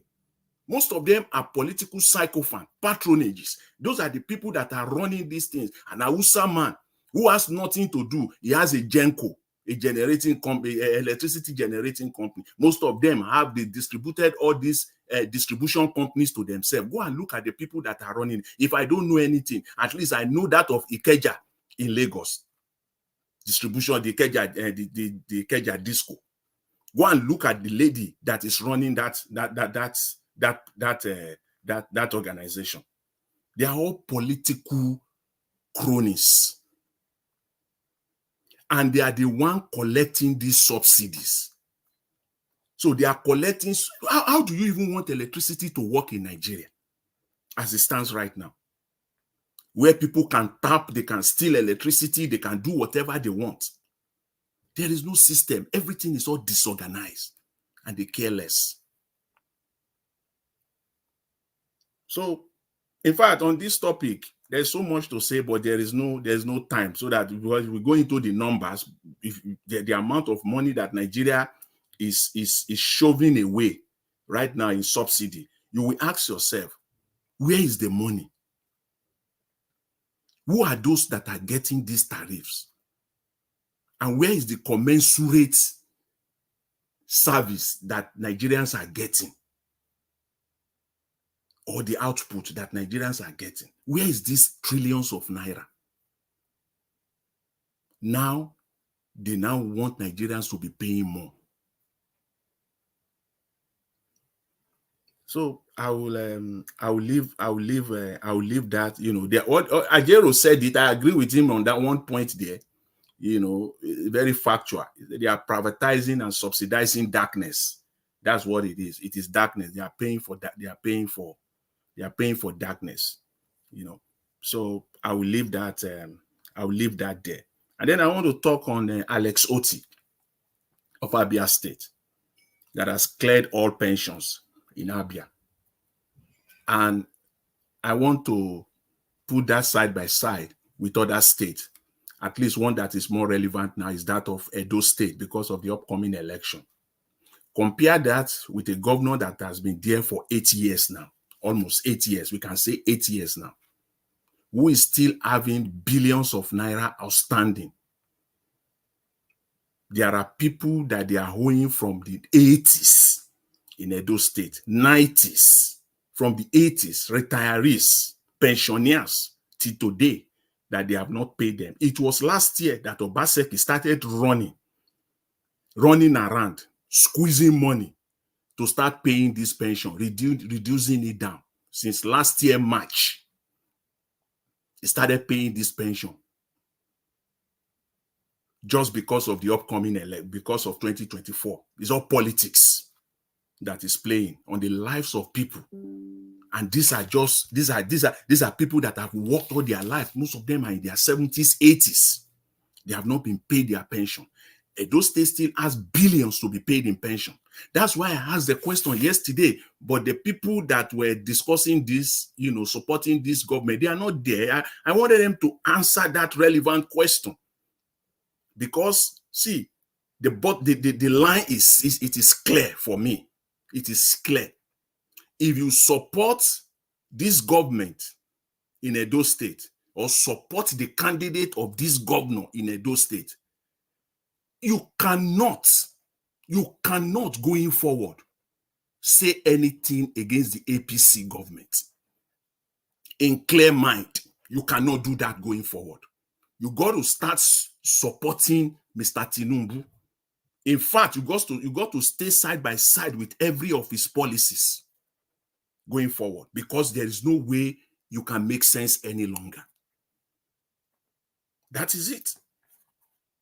Because a governor, if you compare that, Alex Oti is less than a year, barely 1 year. He cleared all the backlogs of pension in the state. And you have a governor who has been there for 8 years, and he still has billions to cover. And I don't know. And the one that he wants to come in right now is most likely going to continue in that trajectory. But I'm not naive, though. I know that his supporters will quickly come out that he will not. Then let him come out and say it. Exactly what he will do that will be contrary, completely opposite, because it must be a 360-degree turnaround from what the incumbent is doing. If you continue in what the incumbent is doing, I'm sorry for the people of that state, of Edo State. It must be a 360 turnaround, and you must state it clearly. Where will you get the money from to perform all this magic, all these developmental proposals that you are putting on the table? Where will the money come from? How are you going to do it? Aside from the allocation you'll be getting from the center, how will you pay down the debt of the state? I want to hear this from these people. If they actually, then you will know whether they have plans or not. If they come out with clear plans, yes, they will get support, because you will be held accountable on those proposals that you are putting on the table. If you come around and you say, okay, this is how I'm going to clear it, and this is how I'm going to get the money to do it, then we don't just criticize or not to support just for the sake of doing it for politics. Sensible people are not in that business. All we want is just a good Nigeria. What is happening in Edo State affects the whole of Nigeria. What is happening in Kaduna State affects the whole of Nigeria. What is happening in Akwa Ibom, in Ekiti State, in Osun, affects the whole of Nigeria, because Nigeria is not in isolation. Nigeria is made up of states.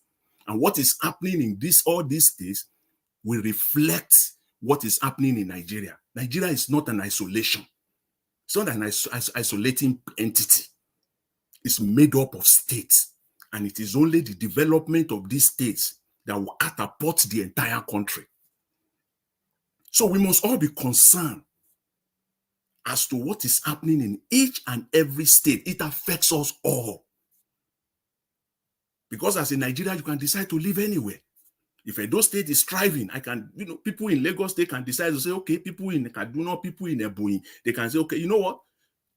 Edo State is the place now. I'm going there. I'm going to stay there. And that's how the competition will start. Because they will drive in more people, they will drive in more businesses, they will generate more revenue. Other states want the same. So they have no choice but to start developing their states too. So it affects us all. There's nothing like, oh, I'm not from this state, I'm not from that. At the end of the day, in the final analysis, what is happening in each and every state affects us all. That's why this tribalism, this nepotism thing is stupidity. You can't run away from it. You can stay in your enclave in Cross River State and think you are doing well, when what is happening in Akwa Ibom, in Edo State, in Delta State, when those states are not doing well, you think you are doing well? You are not. You are not, because at the end of the day, everything you make in that Cross River State, they will send it to the center. Majority of it will go to the center to salvage these states that are not doing well. So it is important for us to know this, that it is only when each and every state does well that Nigeria as a country will do well. So we are all in it together. It is not about state, it is not about it. And finally, I want to talk on this, the killings or the buying of the Nigerian army or military of personnel. See, just some few weeks ago, when the Okwama crisis broke out, and it was the top, of the news all over the place. On this platform, I took time to outline exactly what has been happening over the years. It is not just now. It's just that in Nigeria, most Nigeria, we have this Stockholm syndrome. They have been buying Nigerian army. Go and look at the numbers. What is happening now is minute. The footprint is there on this platform. If you see the number of the Nigerian military that they have been buying, this is just that because of the Okwama crisis, people are now thinking that, oh, they are just killing. No. It has been happening, even at a greater 2-3 times more than what you are seeing now. So don't let anybody gaslight anybody that they are buying the Nigerian army now. They have been buying them. Nobody is going. It's just the fact that Nigeria just have this Stockholm syndrome. We forget so easily. In many cases, we don't even know what is happening. It is only when one thing happens that the whole national media takes it, everybody, then we will think in our mind that it is just happening. No, it is not just happening. Across board, they've been buying the Nigerian military officials. And they do nothing about it. So don't gaslight anybody with Okwama that you want to use them now as a scapegoat. How about those ones that they buy in Kaduna? How about those ones that they buy in Maiduguri? The numbers are there. I outline all those numbers. What did you do back then? Did heaven fall? Did you go there for reprisal? How about those ones that they literally went straight into the military barracks, Nigerian military barracks, and buy them in their hundreds? Cases of 200, cases of 60, cases of 45. They buy them right inside their own barracks. Was there any reprisal? If we don't know any, if you can't remember anything, how about the one that they went straight into the Nigerian Defense Academy, straight into there, and they buy one major? This one, it is the Nigerian army that went there. This one, they came to the Nigeria. Which one do you expect that the reprisal or the response should be more fierce? I'm more, you know, more serious and more fierce. Is it not the one that somebody come into your house? The one that you went into their house, that is the one you want to gaslight every Nigerians for. Please do your work. Don't gaslight Nigerians here. There are Nigerians, millions of Nigerians, like-minded Nigerians like myself, that they know that this is just gaslighting. So don't gaslight us here. Do your work. Do your job. Don't look for sympathy. Yes, I know it is not appropriate to buy military officials or personnel, but this has been going on. If you have tackled it the way you are tackling Okoma now, you have tackled it 10 years, 8 years. I outlined year by year all the Nigerian. See, during the time of Buhari alone, more than 1,000 Nigerian military army captains, majors, lieutenant colonel that they buy during Buhari administration, over 1,000 of them. They buy them. And somebody will now be coming and saying that, oh, did you know how much money they used to train military officials? They use thousands and millions of naira to train them and just to buy them like that. Ah, but those ones that they have buy before, how many of them did you give national award? Did you even hear of them? Playing politics, gaslighting Nigerians. The people of that state deserve to be beneficiaries of the resources of their state, of their community. They cannot be living in penury and oil bunkering going all over the place. And when you see these communities, you cannot say this is where these billions and trillions of dollars have emanated from over the decades. You can't, it doesn't add up. So please stop this gaslighting. Just do your work. Just do what you need to do and stop gaslighting. Stop using propaganda on this Okoma crisis.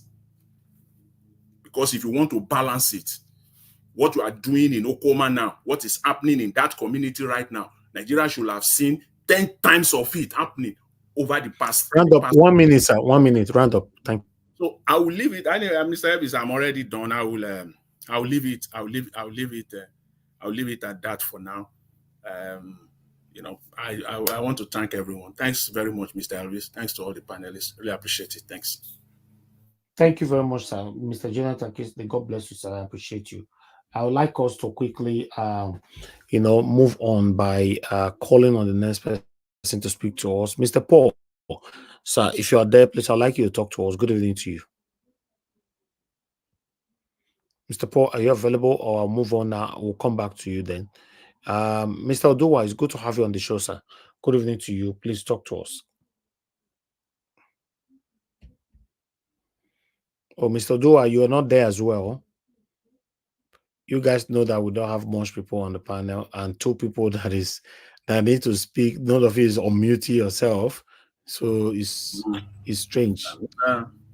Mr. Elvis, anyway, unless you have any other thing, or maybe hello, I'm here. It is just my wife just called me in. Sorry for the direction. I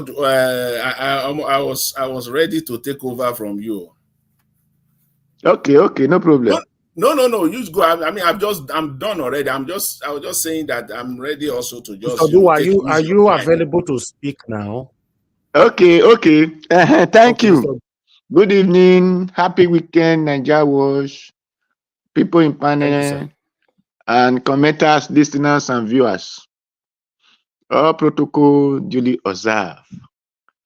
Where, as our brother said about Labour Party, although I picked some which I did not watch, or better with the topic, I have to say, this is why we are saying, the other day we are saying Peter Obi, even the person that interviewed the man, even said with his idea, we didn't want Peter Obi to form his own party.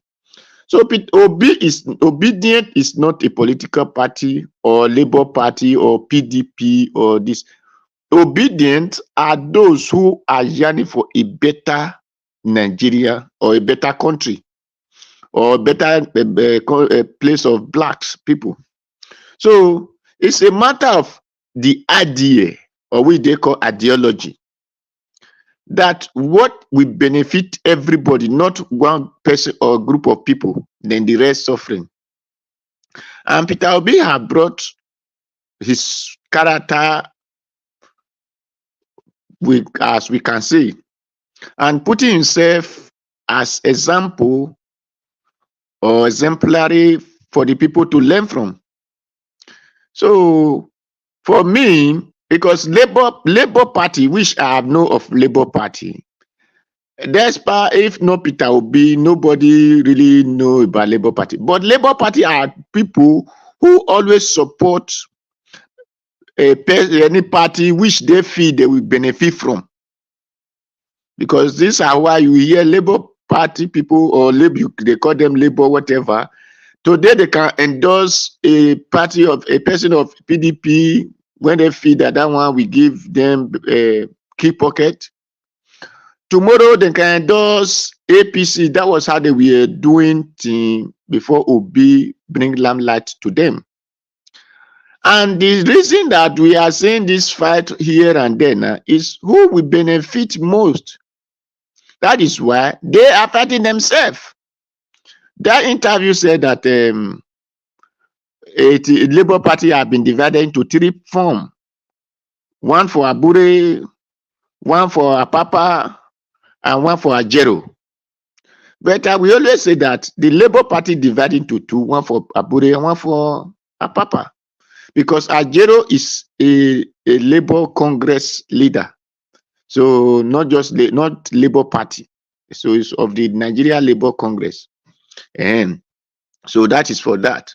But we who want a better country, who don't believe on bribe me before I do something for you, who believe on reality practically and socially, mentally, health-wise, whatever beneficiary that is good for everybody, support Obi, where any party he wants to go. But for me, I will advise Obi, if I were to talk with him, to find some Nigerians who still have similar, not just exactly, or at least close to his idea, to form their own party.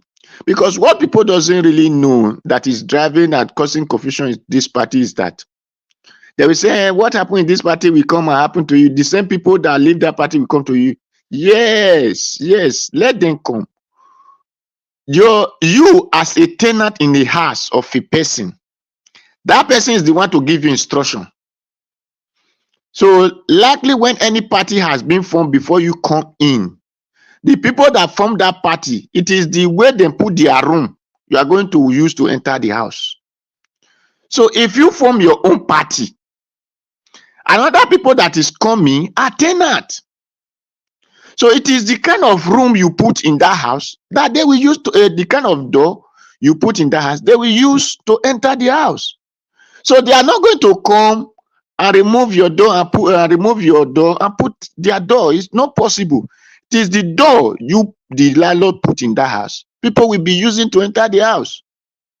So if you put it what they call step down, people will be using step down. If you put it step up, people will be using step up. So that is why we are saying Peter Obi and some people that still have good mindset in the country, whether it's from the south, it's from the east, from the west, from the north. At least we can. For me, I can pick like 2 or 3 now. Since Dati Ahmed is still there for the north, our brother that used to call here, I think Dr. Guru. Dr. Guru is there. That Shehu Shoni, Shehu Sani, whatever I know is Shehu is in his name. Sani, that is still from the north. Then we can see like this our professor or human rights lawyer son. What do they call it? That have BS like our what is the Dele Farotimi or something like that. We can still have Dele Farotimi there that has a good visions and motive. Then Papa this our Papa of Lagos, that old man, is still there, has a good vision. That's why it's a PDP. With the vision, those one can lead PDP. And what is this, our old man name, anyway? That said, the Eastern must be it is the time for the Easterner to be president. So that people can remember his name. Then we have that one. We have Peter Obi now. We can add Alex Oti to it in the East. Then maybe you can still add me from the South. Can add me so that, and add Naija Watch, even Jonathan can be included. So with those one from the South, we can all join and form a good role for a party. So any other criminal that want to come and join us, yeah, welcome, no problem, because those criminals are not the one to make the rule and the law of the party. So that's with that, we can hold the country 2027 one hand without no argument. Because that is what I see of it, because all people that are supporting Obi and did not really belong to one party. Even we did not even believe on visions of party. It's just like, because Nigeria constitution said it must come from a party, that is why. That is for that. So I welcome that our brother that have white beards on the show, on the plasma here. So I welcome his ideas, and by 2027, with the obedience, we have the presidency. It's not a doubt. Then for the electric tariff, with me, at times I do say such things supposed to be happening to Nigerians, because when they decide to choose darkness, so people will make the day to dark more for them. When we are yearning for a good governance, then we are yearning for the one that will give them a gob of rice, abado, beans, and they forgot that they will look for light to cook their whatever, or gas to cook, or kerosene to cook. Now they are not crying woefully that everything has increased, tariff have increased. A tariff increase, it is for Nigeria to grow up in wisdom and knowledge, to develop in technology. That is what he's telling them. Search YouTube, ask those who have known, apply wisdom, and create your light. I'll be telling people, magnets generate light. Magnet, the one at the back of radio, back of a speaker, it generates light. It's just for you to search YouTube and add to it. There are some chemical you will buy, you put it in salt, you put salt in water, it will give you light. So salt you use to cook, they will produce light for you. So it is left for the Nigerians to wake up and grow up in technology. This is how China do their own. Today we are seeing it. It is their government that give them money. It is not their government that give them. It is because those people came together, waking up from their sleep, when suffer too much, up for everything become food in your present. That is why you see people who throw away cloth. They bath with mud water, they drink more water, because when this hungry, when the suffer is too much, everything becomes food before you. So when you feel that this pain is too much, okay, if Nigeria can donate money, if Nigeria can be buying generator, which they call a better pass my neighbor, every house has their better pass. Why can't they put those money together and have a better solar control in their streets? Because the money you use to buy a generator, the money you are using to put fuel, when they put all those money together, they make a good stand of solar energy in their place. Then we have light. But no, they will not want to come to senses. So when they could no longer afford fuel, they will start crying. When they could no longer, they will say, hey, no, Nigeria government is increasing the tariff so that you will grow, that Nigerians will grow up in, wake up from their sleep. So the Nigeria government is telling them to have unity, to do things in common together. That is what they are just telling them. But because of they are still sleeping, they will not want to wake up. They will start be shouting. Tomorrow they will pay the tariff. And the man of my brother said, if they want to sell black market, the black market are there already. That is why you see solar panel. It's black market. It's not the federal government that is buying for you, or state government or local government. There is none of the one giving it to you. It's not the senator or the House of Representatives. It is you will go to market by yourself. And that is why you even have the generator also. Those are black market.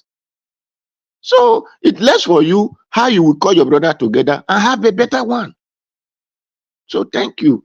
Then for the ones said that they were talking about military and this, that. Well, thank you, my brother Jonathan, for you letting them to know that the military, they have been deleting out of the country. The thing is, the Satanat are the ones sleeping. I do see it, and I am not apologetic about it. I could remember during the time of Babangida, when 2 helicopters or 2 planes crashed during the time of Babangida. One of it, I think they were about for 30 something that time. The Satan people inside were about 14 to 19. Because when you hear the name, you will know that this person is from either is from the Benin family, either Edo or Delta, or between that circle. The people that Babangida deleted that time, 14 to 19 of them were our people. Not the one talk of the one he delete from the Igbos or from the Yorubas, but this one were just these 2 brothers circle. Now they have been deleting our people. Even this Buhari time, Buhari, we are deleting our people in the north in the name of go and fight Boko Haram. I wonder if a soldier said people. Some people say that is war zone. How will you be fighting war inside your estate in your country? It's not possible now. What cannot be taking place inside a state, just one state or 2 states in a country full of different armed forces, which you have Navy, you have Air Force, you have police, you have whatever, you can name them, that can go to external aggression to make peace in another country. Then just 1 or 2 states, you tell me that they are fighting war. No! Tell me that the Fulani people is deleting the South people who they call Nigeria military. They are deleting them out of it. Whether we are certain that the Muslim that you will hear is either from the Yoruba or from the Middle Belt. Then the rest were our people, the Niger Delta, the Eastern, then the Western, and some Middle Belt. Those were the people they were deleting. And we are clapping them, we are saying we are one Nigeria. The ignorance of a man to realize his mistake will make him to lose what is valued most. This is what still happened in the crew, what do they call it in our Ugele here now? Just because the certain people are sleeping, they don't have unity. Everybody has now after money. There is love of brother is no longer there. The love of father or brother, friends are no longer there. We are now giving ourselves to a foreigner to make us a subject in our own country, in our own father's land. Then the next thing we say, well, Nigeria, the white man came to force you to amalgamate you with people that were not yours and give them control over you. Then you just forget that, yeah, because you cannot talk that man language, then you are in heaven. It's talking a British language, you're studying a British language, giving you a paper and say you are not this or that. Does not make sense in you. As wisdom is direct from God. That is why I don't kowtow to any boho. I'm to be sincere. When people that the northerners are not educated, I laugh because I will not kowtow to that boho. Why? The person you say is not educated is the one who will tell you what to eat, what to drink in your own food. In your own house, is the one to tell you if you will sit down, you will not sit down. Upon the English language or whatever you will claim, he will still be the one to decide your salary. Then who is not educated? So, or you say they are not late, they are not hardworking, but if they said they will not bring food, you will start crying that there is no food in the country. That if we cut off this, if we cut off, cut your own off if it really belongs to you. You say you have oil, you have petrol. Who has petrol? You don't have anything. Because the same man is still the one controlling. The same man is the one divide your house and say one is not for black, one is not for white. You are not from this, the other one is not from the other state. It is the same man who is dividing your parents, dividing your children, giving them different name of state. So that is why Nigerians, it is time for you to grow up in technology, which the world is growing up with. Generate your light. Come together in unity, buy solar panel, put in your street. Let solar panel be the what you people are using as your house light, not even a street light. So if you want to have light, if you don't want to complain about tariff. But the only one thing I understand about the NEPAs is that the bank has, as the owner of this NEPA that you are talking about, which they call private, the bank people are the owner who holds it. And they are just using it to store extort money from Nigerians. Because if not the banks that host this NEPA, what I observe is if you go to bank, you want to do anything, they will tell you to go and bring NEPA B. If you did not have any business in that light that they are not giving to people, why must you be asking NEPA B before anybody can operate in your account? So automatically the bankers are extorting money from Nigeria through that place. So that is what I observe in it, and I will say Nigeria, grow up your technology. Then for the military, if we have external aggression, you will still see that there are Nigerian military that will fight it. But because it is eternal, that is why you see that the Fulani oligarchy are wiping the Nigerians, the real Nigerians, and especially the Satana people. And the Satan people are clapping along with them. I told you day before yesterday, if the Igbos were saying they are fighting for Nadikanu, all the military, all the forces, all the police, they will have go back to the east and defend their land. So, but because all of them are the one punishing Nadikanu, that is why they still remain with the oligarchy. That is so. And the same thing with our own people of Ugeli or Edo or Delta, whatever. It is the same our people that still polishing our own. Because if not, whenever things like this happen, they're supposed to return back or to come and defend their fatherland. So that is all I have to say about all these things. Thank you. All right, Mr. Oduwa, thank you, sir. Thank you very much for your submission. I thought you were not ready to even go this length before, but that was a wonderful submission. Thank you, sir. All right. Yes, I would like us to move on now. Okay, I think Mr. Paul, you just left. Okay. Maybe your network, I don't know. But meanwhile, we're going to have our final submission on this particular one now. So let me come back to Mr. Ike again. Mr. Ike, please, I'd like you to talk to us today, Saturday. So if we close early, that will be even better for me. Mr. Ike, are you there? Okay, Mr. Ike is not there. Okay, Mr. Ike, you unmuted yourself. Are you there? You are not talking, sir. You unmuted yourself. You are not talking. Okay, Mr. Ike, you unmuted yourself. You are not talking, so I have to mute you. Let me come to Mr. Jonathan. Mr. Jonathan, thank you very much, sir. I appreciate you.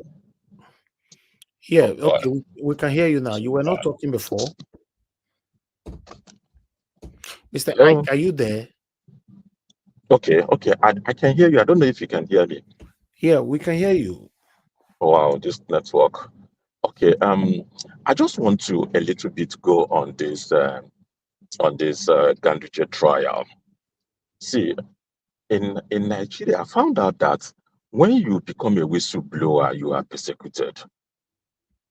The person that actually did this recording, if you remember, was summoned by the Kano State House of Assembly and was asked to apologize to him that he invaded his privacy. That was the offense.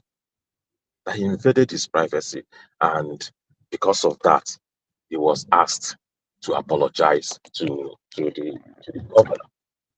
And now you remember also the case of what's his name, the whistleblower about the immigration, the things that were happening at the borders and so on. You know that guy has been declared wanted by the police. So you wonder if we are going to make a move by this way we are doing these things. We can't. We can't make any moves. I'm worried about prosecution or fighting corruption the way people are talking about it. I'm really worried, and I really can't, say today that the thing will find that there will be light at the end of that tunnel. It's just to keep creating the awareness, calling up if social media will unite together to say we want to see justice done. Because this one, the police don't need any hard work to do. Yeah. So they don't need any hard work to do because the video is there. The video is clear. It wasn't doctored. I was surprised when the president was saying that, that he's surprised the technology they used in doing that kind of thing. And that how come the governor couldn't even find somebody to help him collect that money and he was going to collect it himself? Does it mean he couldn't trust anybody to collect that money for him? He was collecting it himself. That's exactly what our president said. So when you see all of these things, do you think there will be justice at the end of it? I doubt it. So we have to keep drumming it, because what happens is when we take out all of these things from discussion, it will go away. But if we keep putting it on the front burner every time, you find out that sometimes they could do the right thing. So I'm still hopeful that with all the evidence, with all the people that have lined up to say they want to testify, let's see whether we'll find justice. Thank you. Okay, let's see if we'll find justice. All right, thank you very much, Mr. I. God bless you, sir. Thank you very much. Okay, we are going to let me come to Mr. Jonathan. Mr. Jonathan, please give us your final submission. Thank you, sir. I wanted to present something that you guys need to present your final submission on, but still about Edo State. I don't know what you think, Mr. Jonathan. Should I go ahead and present this? Is it about Edo? Yeah, please do. Please go ahead. Please. Okay, thank you. Thank you very much. All right. Thank you very much, my people. I'm going to quickly switch topic right now to Edo State. As you all know that the Edo State governorship election is around the corner, so everybody is warming up. There were a lot. In fact, we finished this morning around 4 a.m., so some of us slept off and all that, talking about the things that's affecting us. But Edo State governorship election is around the corner. There's a lot of argument already going on. Some people saying that the person they want is Aswa Igodaro. Some saying that Weolo, while some is saying that is Olumude Akpata. Yes, everybody have right to choose whoever they want to choose. To be his governor. If to be the next governor of Edo State. But meanwhile, let me quickly change this one from screen. Okay, let's take it from here. So yes, these are the three main candidates, although there are lots of other candidates right there, but these are the three main candidates that is, are leading right now from APC, PDP, and Labour Party. The first one that you're seeing there is from Labour Party. His name is called Olumude Osagbovo Akpata, barrister. I need to add it to their name.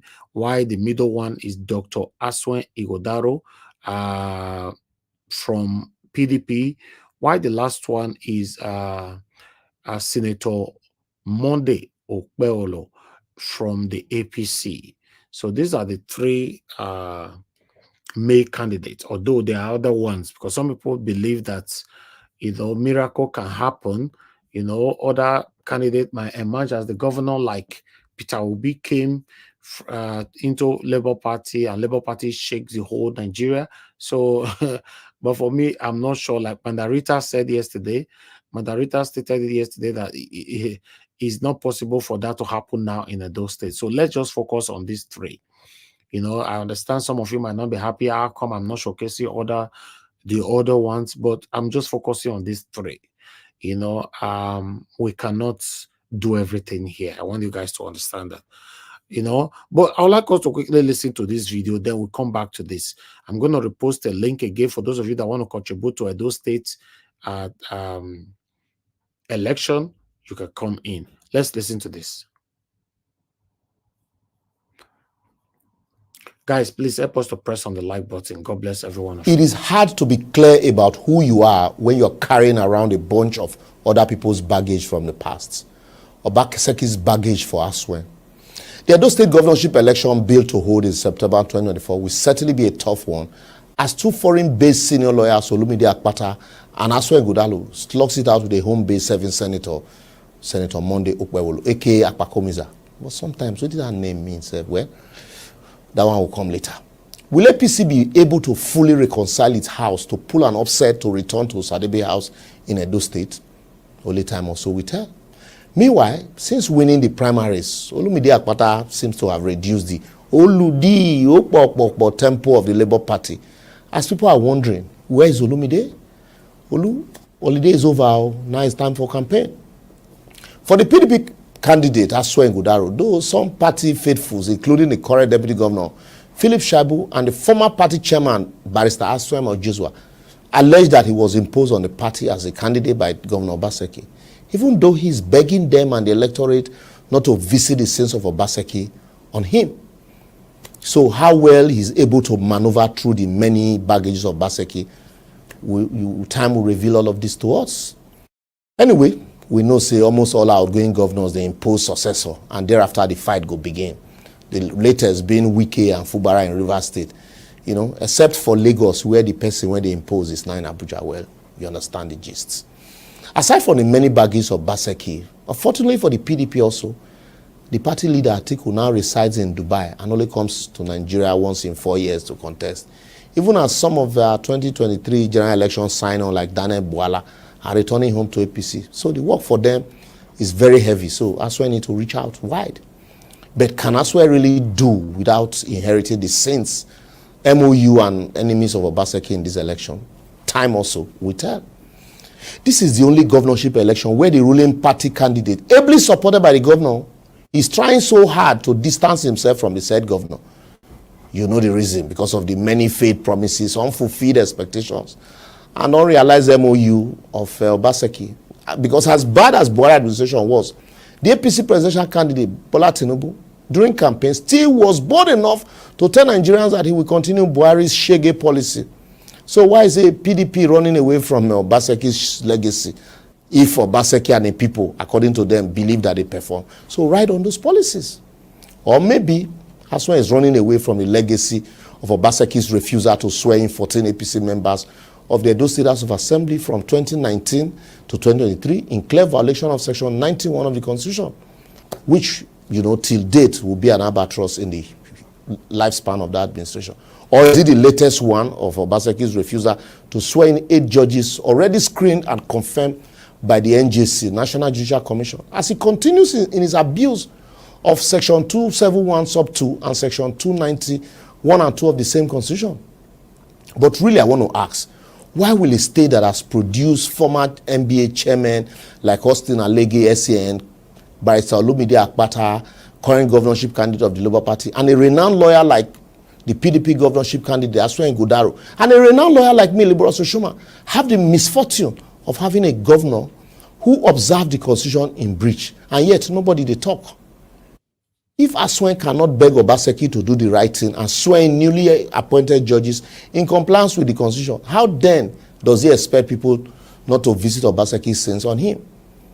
If he cannot at least ensure that his friend Obaseki complies with the Constitution by swearing in judges, newly appointed judges, is it in Esan land or Ewohimi that have not had light for the past 10 months, despite Obaseki's MOU with Cement for Power and the energy development, that will not visit the sin of Obaseki on him?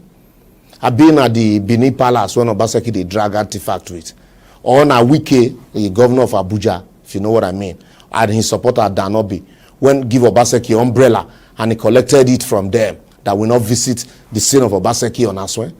I'm also sure that Deputy Governor Philip Shabu, that Obaseki has relocated from government house and stripped of all his aid and held bent on impeaching for refusing to kototo his poho for not contesting for governorship election. He's also waiting to throw his own bowl of revenge.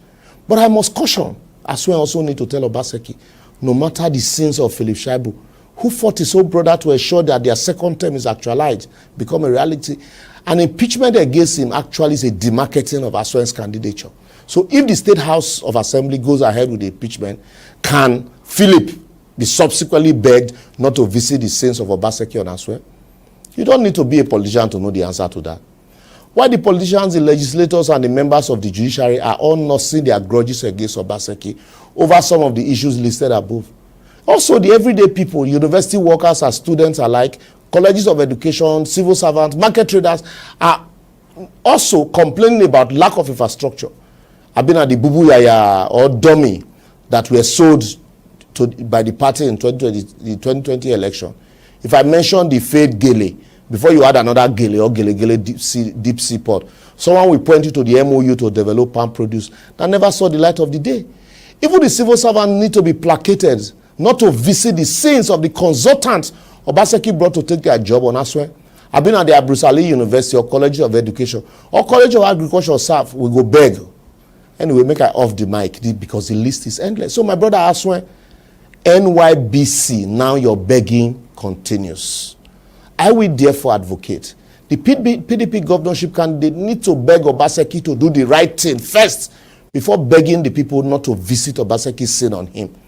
As a senior member of the legal profession, he needs to plead with his friend Obaseki to swear in the newly appointed judges of the Edo State High Court, an arm of government that is supposed to be insulated from the vagaries of political power play, which has ended up being the pawn in the hands of most governors.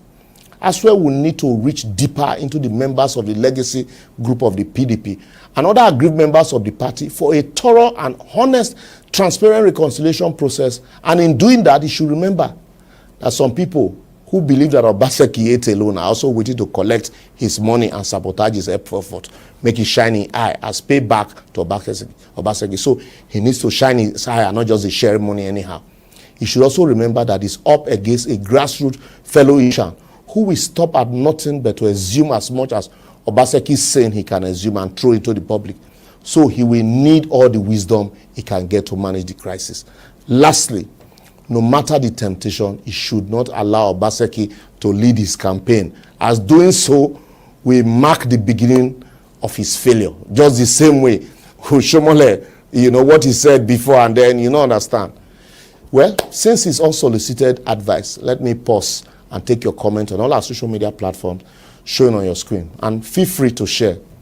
A word said in half goes into the wise and becomes a whole. I don't know the carry last. No means I do the race. I don't feel no even the race. So see you next. Thank you very much, Liberals. That was a wonderful insight concerning what is surrounding our state right there in Edo State. Yes, I would like to say this before I come to Mr. Jonathan. I want to quickly say, I understand me myself. I'm not a support of Governor Obaseki's performance. If you ask me, Obaseki did not pass at all. Yes. For me, this is my opinion. I've said this so many times. In fact, I called him out throughout the 4 years in office. And I called him out continuously on this platform.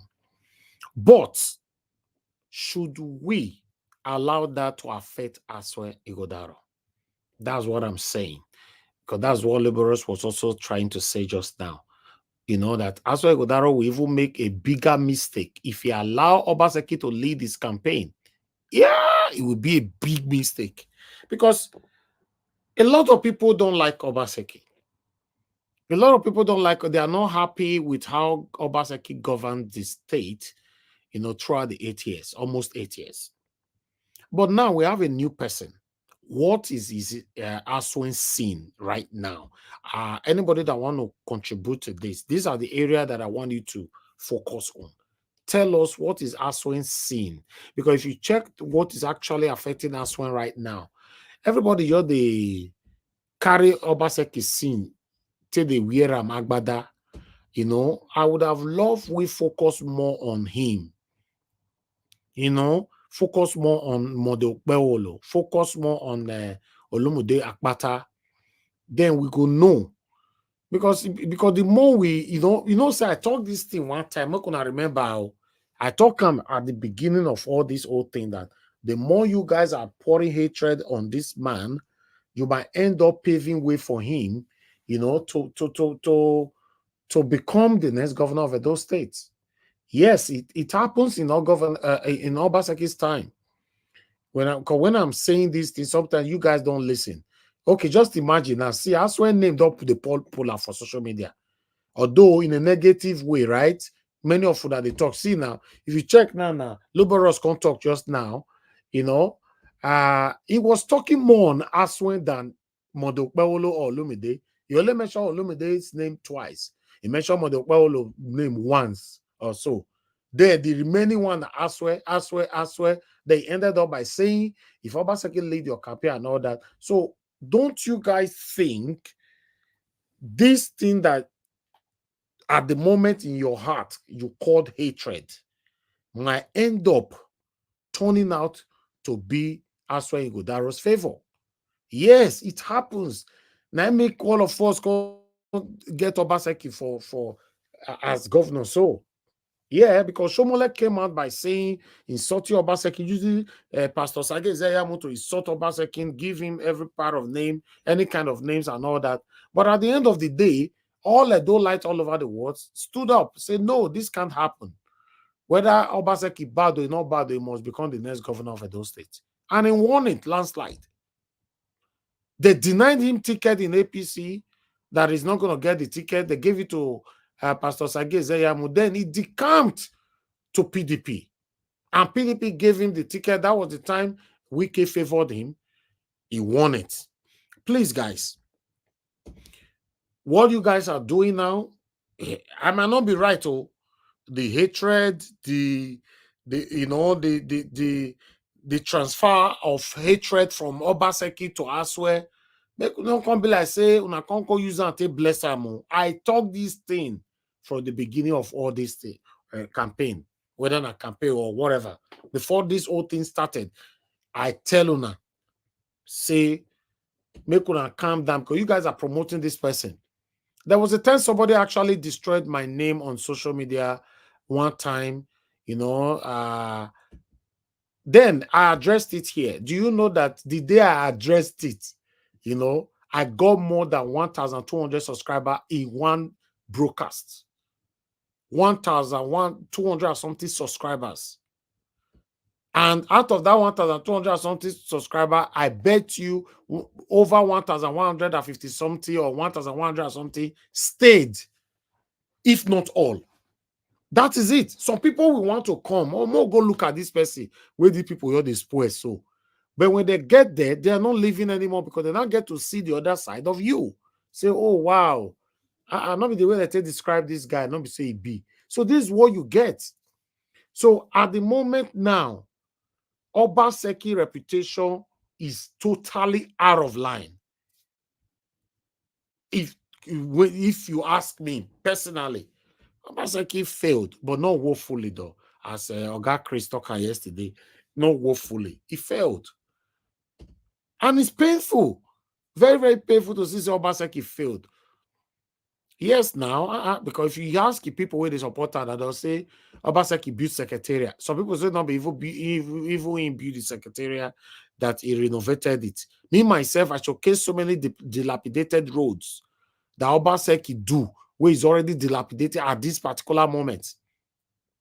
So for me, my people, I don't know. I'm not telling anybody how you want to choose anybody.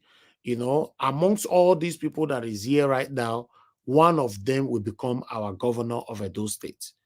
Then for Olumide, Olumide is nowhere to be found right now. We don't see Olumide. We don't know where he is. Olumide is not communicating with anybody. And you can't become a governor of a state like this. Yes, you can't become a governor of a state like this when you are not reaching out to, I don't understand, Some say Olumide dey London right now, they enjoy safe. So whether that's you want to become governor, I'm not sure.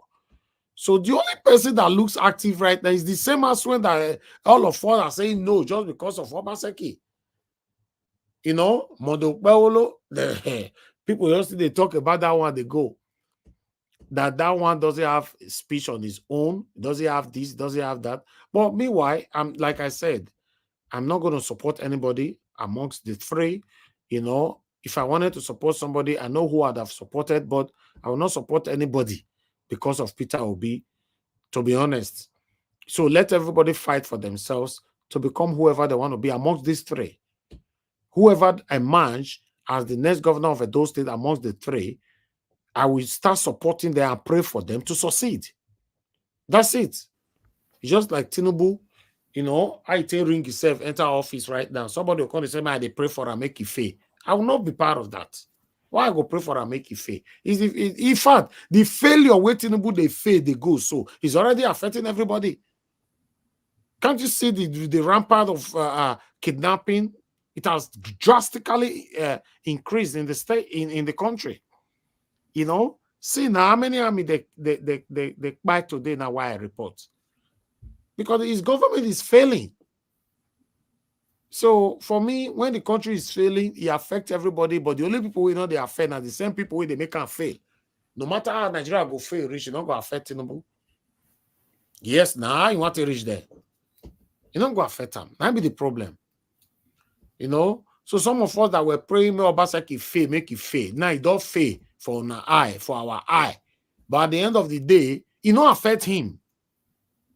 Yeah, don't be surprised where Obaseki now go be the running mate for 2027 for presidency. I'm telling you, this is how this country works, man. Don't argue with me. Now, so they work. People will not qualify to rule you. Now they rule us for Nigeria. So not thinking like that. Say because say we don't pour hatred this and all that. Ibori, I don't know Ibori that they call her Ibori. You know, all the way don't go prison come out again. I don't see the way they take welcome out for Delta State. I'll be reversed Delta State. And so yeah, this is what we see in a country that doesn't work, that is not working. So my people, I thought I should present that. Then let's take it from there.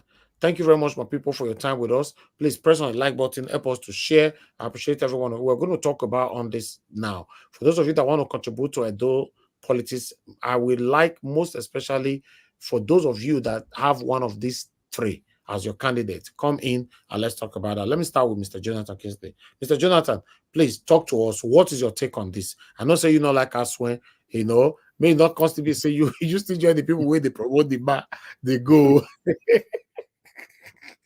Go ahead, sir. Thank you.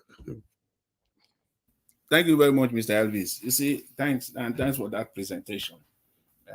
Actually, I'm not supporting anyone as of this time. I'm only leaning towards one of them right now. And the person I'm leaning towards is because he's the only person that I can't put out anything bad about him apart from everything we already know about Nigerian politics and Nigerian politicians. Nothing else.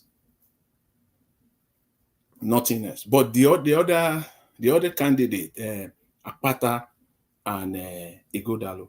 So you said something now. I mean, one of the last sentence that you mentioned. You said people that are ruling us are those that are not qualified.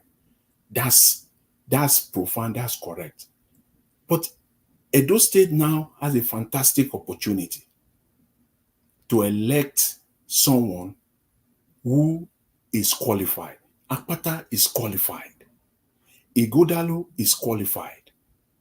In fact, the least of them I would say is this APC man that I would say probably is the least qualified amongst them. But the issue is this. Will these two candidates deviate from the norm or they will stay with the status quo? If that is the case, then they are as irrelevant and useless as the third candidates. See, the people that are supporting Igodalo, they have rights to do so. But they are doing it in error. And I will point out their error in clear terms, in a very simple, clear terms. They are supporting Igodalo in error. Yes, you can support him, which is your right to do so. There's no problem with that. But read my lips. You can never be coherent in your support for Ighodalo without completely disowning Obaseki. I will say that again. You can never be coherent in supporting Ighodalo without disowning Obaseki. Otherwise, you will not only sound or appear, incoherent, you will be inconsistent. You will be unbalanced and hypocritical in your support. You will be, because there is no way you will come out and take on a debate, a conversation, with people that knows the facts and the numbers. And you are telling me that you are on the side of Obaseki, and at the same time, you want to support Ighodalo. Ab initio, you fail. You fail. Because there is nothing you will say that will be coherent. You will not be, when we talk of journalism, we talk of balanced journalism. You will not be balanced. You will be you'll be flip-flopping all over the place. That will be the albatross. That is the issue. There. Ighodalo is qualified. Then Ighodalo must come out in a way and in a manner by distancing himself from Obaseki. And he has to do that in a political way, a political style. I have people to advise him on how to go about it. That his policies that he's proposing must not be on the same trajectory that Edo State has, had witnessed over the last 8 years. It must be different. Then someone like myself, and I know there are people like that in Edo State that will vote, they will now begin to see you based on your qualification. Right now, your qualification is in the back burner. I'm not seeing it. That is the problem. I'm not seeing your qualification right now that we put out there or that are already out there. I'm not seeing that in the scheme of things in Nigeria. I'm seeing Obaseki. You are standing, Obaseki is standing in front of you. So instead of me to see you, I have to be jumping over Obaseki, stressing myself to try in order to see you. I'm jumping over Obaseki to say, oh, Ighodalo is there. Please, Mr. Obaseki, can you give me space? When you are in a football stadium or you are in a cinema and somebody is sitting in front of you and is taller than you, you can't see the screen. That's what is happening. Until you push the person away or the person lowered himself, then I can now see. That's the problem. And that is the simplest way I can put it out. Because everything, Mr. Liboros Oshoma, he just said it all. And I couldn't, there's no way I would say it better. It's in line with every of my point, every of my position. Mr. Ighodalo, as he said, now your begging continues. The sins of Obaseki, you own it. You own it all. You must come out clearly and say, with respect to the Constitution, these are the things that I'm going to do. I'm going to work with constitutionally elected local government chairmen. I'm going to allow the rule of law to play.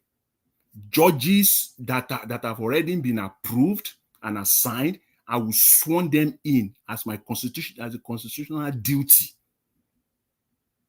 which is a sacrosanct, one of the sacrosanct duty of an executive governor. Because without those judges, how will the state function? So you know that you hold the key, you still have to sworn them in order for them to take office. And you are deliberately, openly circumventing the Constitution. so that you can rule in an autocratic manner. That's not allowed. So Ighodalo must state all these things clearly.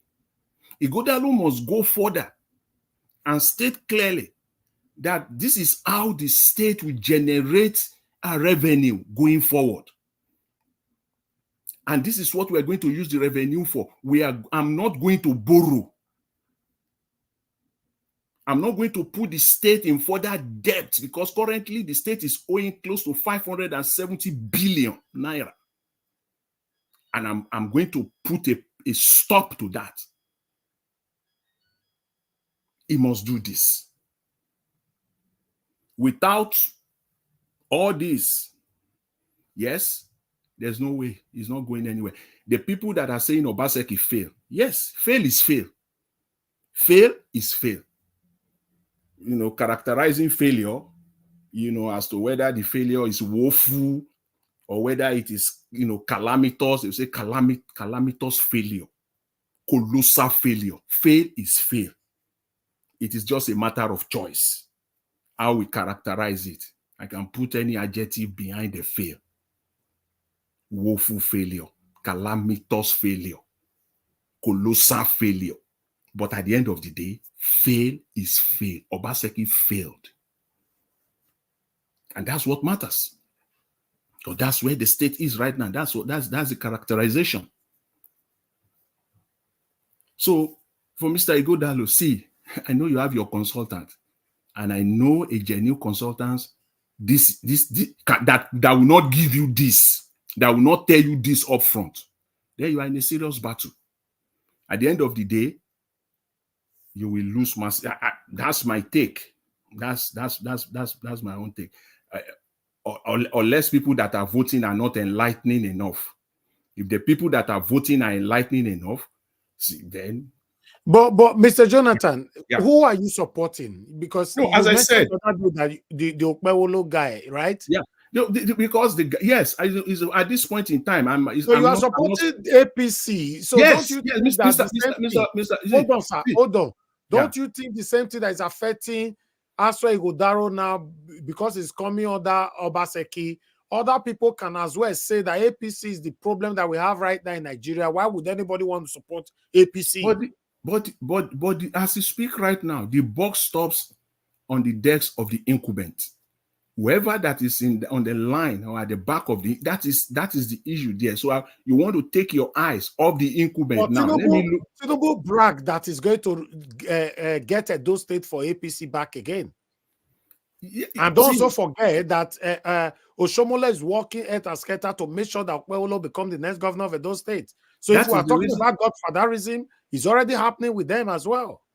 Mr. Ivy, see, that is the reason, because the unfortunate part of all this is that Olumude is nowhere to be found. Where is Olumude? Oh God. Go ahead, see, for the same, you see, for Mr. Olumide Akpata, his own is the same problem, but it's not the case of somebody that is obstructing him, his vision to see him.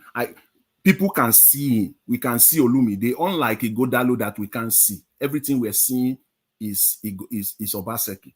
Olumide Akpata, we can see him. I can see him. But he needs to come out. You know, supporting people. Gone are the days when in Nigeria we just want to support for the sake of supporting. The reason why people supported Peter Obi was that he came out with a vision in a clear, simple manner that Nigerians could just easily understand. And they followed him. And Akpata must do the same. That will be 360-degree different from what we're seeing right now in Edo State. He must come out and start doing that right now. Mr. Jonathan, please, let me get back to you. We have someone on the phone. May the love of God is my strength, calling back again. Talk to us, man. Before it is 10 o'clock, that's why I'm calling quickly, please. Okay. Because I know people, my uncle say, you can't talk about Robo. Or so all of us without our brother, I know people. You see, what I want to say, Mr. Jonathan, please, my brother, you know I love you so much. I want you to be very careful what you are trying to do. Don't vote for, are you going to go and vote for APC? APC that did. I know even if you want to say, okay, you don't want to vote for Labour man because of what Abure did. Then go to other blocks APC. You know, and what is no human is making mouth that he will return APC to Edo. We need to let them see that shame that no, they cannot just bring anybody and come and impose it on us. Let me tell you one thing I'm angry about now. You see, Mr. Akpata, this is a Labour man. I will say one thing. We should not blame him. You know that because of what happened with Abure, everything died down. The way this man came out when he was when he won that Labour ticket, he came out with a kind of zeal. You know, everybody we are saying, oh, Mr. Akpata is going to be the next governor. But you see what Abure did really I think he brought a lot of things down on him. You can see that he's not even talking before I go to S to listen to him. But now he's not talking. Please, let's not write this man off. And I want to say something. If my dear brothers and sisters, if you people do mistake to go and vote for the PDP man, you are the same thing that we are seeing in Edo State. That is what we are still going to be seeing. Because what Mr. Obaseki is doing it so that this man can cover all the sin he has committed. So we need to let somebody else go there. And that person will be Mr. Akpata, no other person again. So that we can see all what damages that Mr. Obaseki has done in Edo State. We cannot do this. Please, I know everybody is talking about Isha and this, and let us leave that. We need somebody to expose Obaseki, all what he has done. APC cannot go there. Okay. APC, no. It's a let Labour take it. Thank you. Thank you, man. Thank you. All right. Mr. Joseph Oji, you said the campaign have not started yet. Yes, I agree with you, but still, Dr. Aso Ighodaro is already, granted series of interviews everywhere. You can, it's not a campaign, but this is the time you have to start winning the heart of the people. That's my take. But Mr. Jonathan, please, yeah, Mr. Elvis, when people like what APC is doing right now, that is the governing party right now, what they are doing, very cheap one. They always say, you are just criticizing. You are not offering any suggestion. Come and work with the government and all those, cock and bull stories that they always say. We're seeing it now in Edo State, this upcoming Edo State. See, suggestions are flowing everywhere. They are all over the place. And I believe whoever that is smart, as they always say, a word is enough for the wise. For Mr. Akpata, my sister, see, we can't just support for the sake of supporting. No, for me, that is out of it. If I know what Akpata want to do on all these areas, he will come out in clear terms and say it. If you are carrying Labour Party card or you are the flag bearer of Labour, that doesn't mean that I will just follow you, blindly. No, that's not going to happen. We can't continue to make that mistakes in Nigeria. We need to elect based on capacity and character and standard. That's what it is. And what I said is that I'm leaning towards this man, for the APC man, for the fact that he's the only one amongst the three that I don't know his trajectory. Ighodalo rather, as well, I know his trajectory, unless he comes out and say otherwise. Unless Ighodalo comes out now and say otherwise. This is not no, I'm not following all these things. This is what I'm going to do. Akpata on his own part must come out and say, these are the things I'm going to do. I'm going to revolutionize Edo State. They must do it. Their own job as well, and Akpata, their job are well cut out for them. But this guy, this APC guy, as it stands right now, right, is the only one that we can, naturally. It doesn't mean that at the end of the day, if I'm going to vote in Edo State, or people, rational-minded people in Edo State, doesn't mean that they will vote for him at the end of the day. Even a day or two before the election, you can switch based on what you you know this candidate has the capacity to do, and your trust for this candidate. So that could be changed. But I'm just saying that as it stands right now, I cannot, in my right mind, as an obedient, someone who wants a good Nigeria, what we have been clamoring for, in my good mind, and say, okay, I'm supporting Akpata, and I'm supporting Ighodalo. That will be contradictory and hypocritical of everything that we've been talking about for the last a year plus or two now. It will be completely out of line with it. So it is, forget about somebody will just show up, go and do whatever it takes, get the ticket for Labour Party, and then thinks that is just going to get it just like that on a platter. They will just give him the office. No, it's not going to be that. You got to come out. Labour Party has not evolved or developed to that level. That was what we thought in 2023, that Labour Party has evolved to a point where whoever comes out, that's it. But it is now clear, our eyes have opened further, that Labour Party has not evolved to that level where any candidate they bring out goes. No. They have not evolved to that level. Each and every candidate must be well scrutinized so that we don't end up blaming ourselves the way we are doing right now with respect to all the candidates elected under the platform of the Labour Party in 2023. So that's what I'm talking about when it comes to... Mr. Jonathan, please, yes. let me take this call, please, sir. Let me take this call. I have somebody calling in. Oh, I lost you there. Mr. Tony, I lost you there. Okay, let me quickly return your call. Mr. Chris, thank you very much, sir, for joining us. Good evening to you. Please come to the panel, sir, if you can. Sir, for calling me back. Thank you, lost, man. Mr. Tony, thank you, sir. Good evening to you. Please talk to us. Okay, every time. So, Jonathan, I like you too much, but you did to the stress matter, you did cause you the whole time for just for nothing. Because APC, you know, you have to take count their this in their primary. Number 1, 2, 8, 30, 400, 1,000, 10,000, 42,000. Now, so, Mr. Adamu Aliyu, this foreigner from Kanu or Kaduna, where they can change the name to Adams. He said, Adamu. Now he will control this guy. You know? Number 300, 570. That's what I think it was not him. It was the first one. No, let him finish, Mr. Jonathan, please. So, also, you don't preach. They preach. You know, say, I love you and see him very well.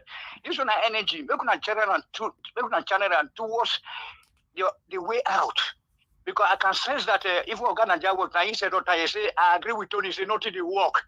Out of 1,000 items, if not police, they work now, we'll say, okay, we could run to police.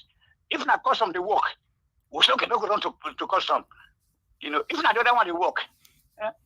You know that the worst when Oganajawa they dish out here, now they save many people from committing suicide. Me myself, I've lost more than 150,000 euro that I invested since 3 years ago till now. When they said that that Awusa Bawa, that woman, he said we could not bring anything to Nigeria again. You cannot bring anything we are to Nigeria. We are talking about those things, sir. You don't switch to Nigeria. I know, sir. I made it pay because we keep saying every day, but we're not seeing any improvement. Okay. That's why I'm telling you that your monologue every day, they give us hope that make we stay alive. But not everybody feel they take them. Many people they die here. For Germany here, near to my city, 2 people died of heart attack. They died because nobody know, because they will take something. Now you have a country who cannot refine their product, who cannot manufacture, who cannot go into the farm because of the disturbance for their own fellow citizens, and then you don't allow them to come in, and people are suffering. Okay. Organic was saying that people are now invading trailers, load of food just so. Well, so where are we going? Let us channel this energy. Let's channel this energy towards an alternative. Thank you. Which I'm not going to suggest. Okay. Thank you. People begin to cry for the Thank first you. time. Thank you. Thank you. Thank you, Ogatoni. Thank you. You want to switch now? Thank you, Mrs. Igini. Thanks, madam, for calling in. Good evening to you. Please talk to us. Good evening. Good evening, everyone on the platform and everybody online. Good evening. Well done, Mr. Niger Watch, for everything that you are doing. Thank you, ma'am. And Thank you for, just everything. I want to say something about those states. For me, APC, PDP, they have been doing it. I know you have something about this, maybe moving to one area or the other. For me, these people, already, if they have people that are putting them there, we've been talking about this godfatherism. How do we get ourselves out of this godfatherism if we don't do things differently? Why don't we start with this first, and then the next time we'll be talking about somewhere else? Labour Party is just coming up. It's not like the other two parties that they've been doing these things for a long time and nothing came out of it. Let's remove ourselves from godfatherism. Let's do things differently. Exactly. This man, Akpata, why don't we just give this man a chance? Let him come and tell us what he will do in Edo State differently. Let's put somebody that is not linked to anybody. We want the money that is meant for Edo people to be used for Edo people, not given to some godfathers that are hiding somewhere just because they put them there. Can we just do things differently? We need to be smart this time around. Let's not do it the way they've been doing it. Labour Party is just coming up. Let's try and put people in places that can help us in the long run. Look at this man doing so great in Abia State. Can we not have someone else that is not linked to anybody? That man in Abia is not linked to any godfather. That's why he has the guts to be doing what he's doing. Can we do something differently? Let's look at the bigger picture. I'm not from Edo State, but I'm from Delta State. But let's just start somewhere. That's what I want to say, Mr. Niger Watch. Thank you very much, ma'am. Let's just be positive and just move things in a different way. Okay. Thank you. Thank you for what you're doing. Thank you so much. Yeah. God bless you too. Bye-bye. Thank you so much. Yeah. Yeah. I wish we all have unity. What she's saying. Hello? Off your TV now. I can't pick your calls. I'll be listening to your TV, your house now. Okay, sorry. Okay.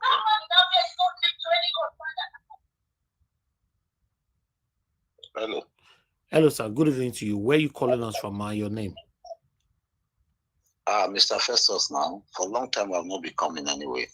I was having some little problem. I don't have your number on these phones, sir. I'm sorry. That's how we ask people that the number. You should have known my number. I'm Mr. Festus. I've been with you right from the beginning of this program. But Mr. when was the last time? When was the last time you've been active here, sir? Yeah, I can say that was last year. Maybe like 70. I felt sick. And maybe like 72 years ago. So how you say I remember? You never come from. not 72 years because I was part of foundation of this or this. But if you are part of the foundation of the media, you should be active. So that I will not forget you. I will store your number now. Yeah, but somebody is sick. If somebody is sick, Oh, so sorry. So sorry. So sorry about that. Sorry, sir. My brother, I will where you know now. But we are really with that time where despite. No, I don't understand that, sir. I know we don't. I don't understand what you are talking about. I understand. Yeah. So what I'm saying about is that at least I have been with you guys right from time. Even when I told you last time that I gave Labour Party, a place to be operating in in Pubaha. Till tomorrow, I still give them that big store that APC should be using as their secretariat. Okay, you are an APC supporter. I said APC, Labour Party. Okay, Labour Party. Labour Party, I mean. Yeah. So what I want to say about is that even Mr. Akpata, Jeffrey, who is the Pubaha chairman, and Akpata, because I've tried to reach him. Jeffrey gave me his number. I've tried to reach him because all this issue, like what that woman was saying, we should try another hand. Labour Party, we know those ones that won before, they are not doing well. But let us try this Labour Party man. But I don't know him before. I've not been close to him. But APC and BDP, they have been running our state anyhow. So we should try a different hand to make sure that, yes, we are able to get somebody who is neutral, and let's see how it goes. Because Obaseki, we were the one that said almost to bar. At the end, we fucked up. Even he took part of our own land. He grabbed our own land, which we are still trying to remove from his house today. So the other man there, what do you call them, Tinubu party, me, I don't even want to hear about that party anymore at all. People don't want to hear it. So Akpata should come out and tell us what he is able to put on the table, so that we all know where to go. That's all. Make una tell her, make it try work hard to convince people. Nobody's going to do it for him. Thank you. I'll be trying to reach him. He's not picking calls. Okay. Thank you, sir. No. Thank you, sir. Thank you very much. Yeah. Okay. Thank you. Let me come back to the panel. In terms of Akpata, I understand a lot of people have reached out to me privately and all that. Nigeria, you should do this, you should do that, you should do this. One thing I don't understand about our people is that you just think I'm here to be promoting one person, jump from one to another, is my job, right? It's not my job. Unfortunately, it's not my job. I supported, in fact, Peter Obi is the first person ever in the history of my platform that I dedicated the platform for. Even when we supported Obaseki, but the platform was not dedicated for Obaseki. APC were still using my platform to campaign, while PDP were using my platform. Then there were no Labour Party. It was a two-horse race then, just APC and PDP. We were having a series of debate on this platform. We bring people in for interview to counter themselves. One from APC, one from PDP, continuously. So I was not selfish to dedicate the platform just for Obaseki then. But although I supported Obaseki, yes, and I was saying it here, but the platform was opened. But for Peter Obi, the platform was locked, and the padlock we put on for Isa River. Una know. And I'm not going to do that one for anybody that is coming from a Labour Party. That's why I'm not getting up to go look for anybody. So please, you guys don't put me in the state of guilt. I'm directing it to those of you that is reaching out to me privately and all that. No, please, it's not what I'm doing here. I'm a human being like you. I come out every day here, every blessed day, because I'm still very, very hopeful for how Nigeria can be better. This is a state. So I don't want to stress myself.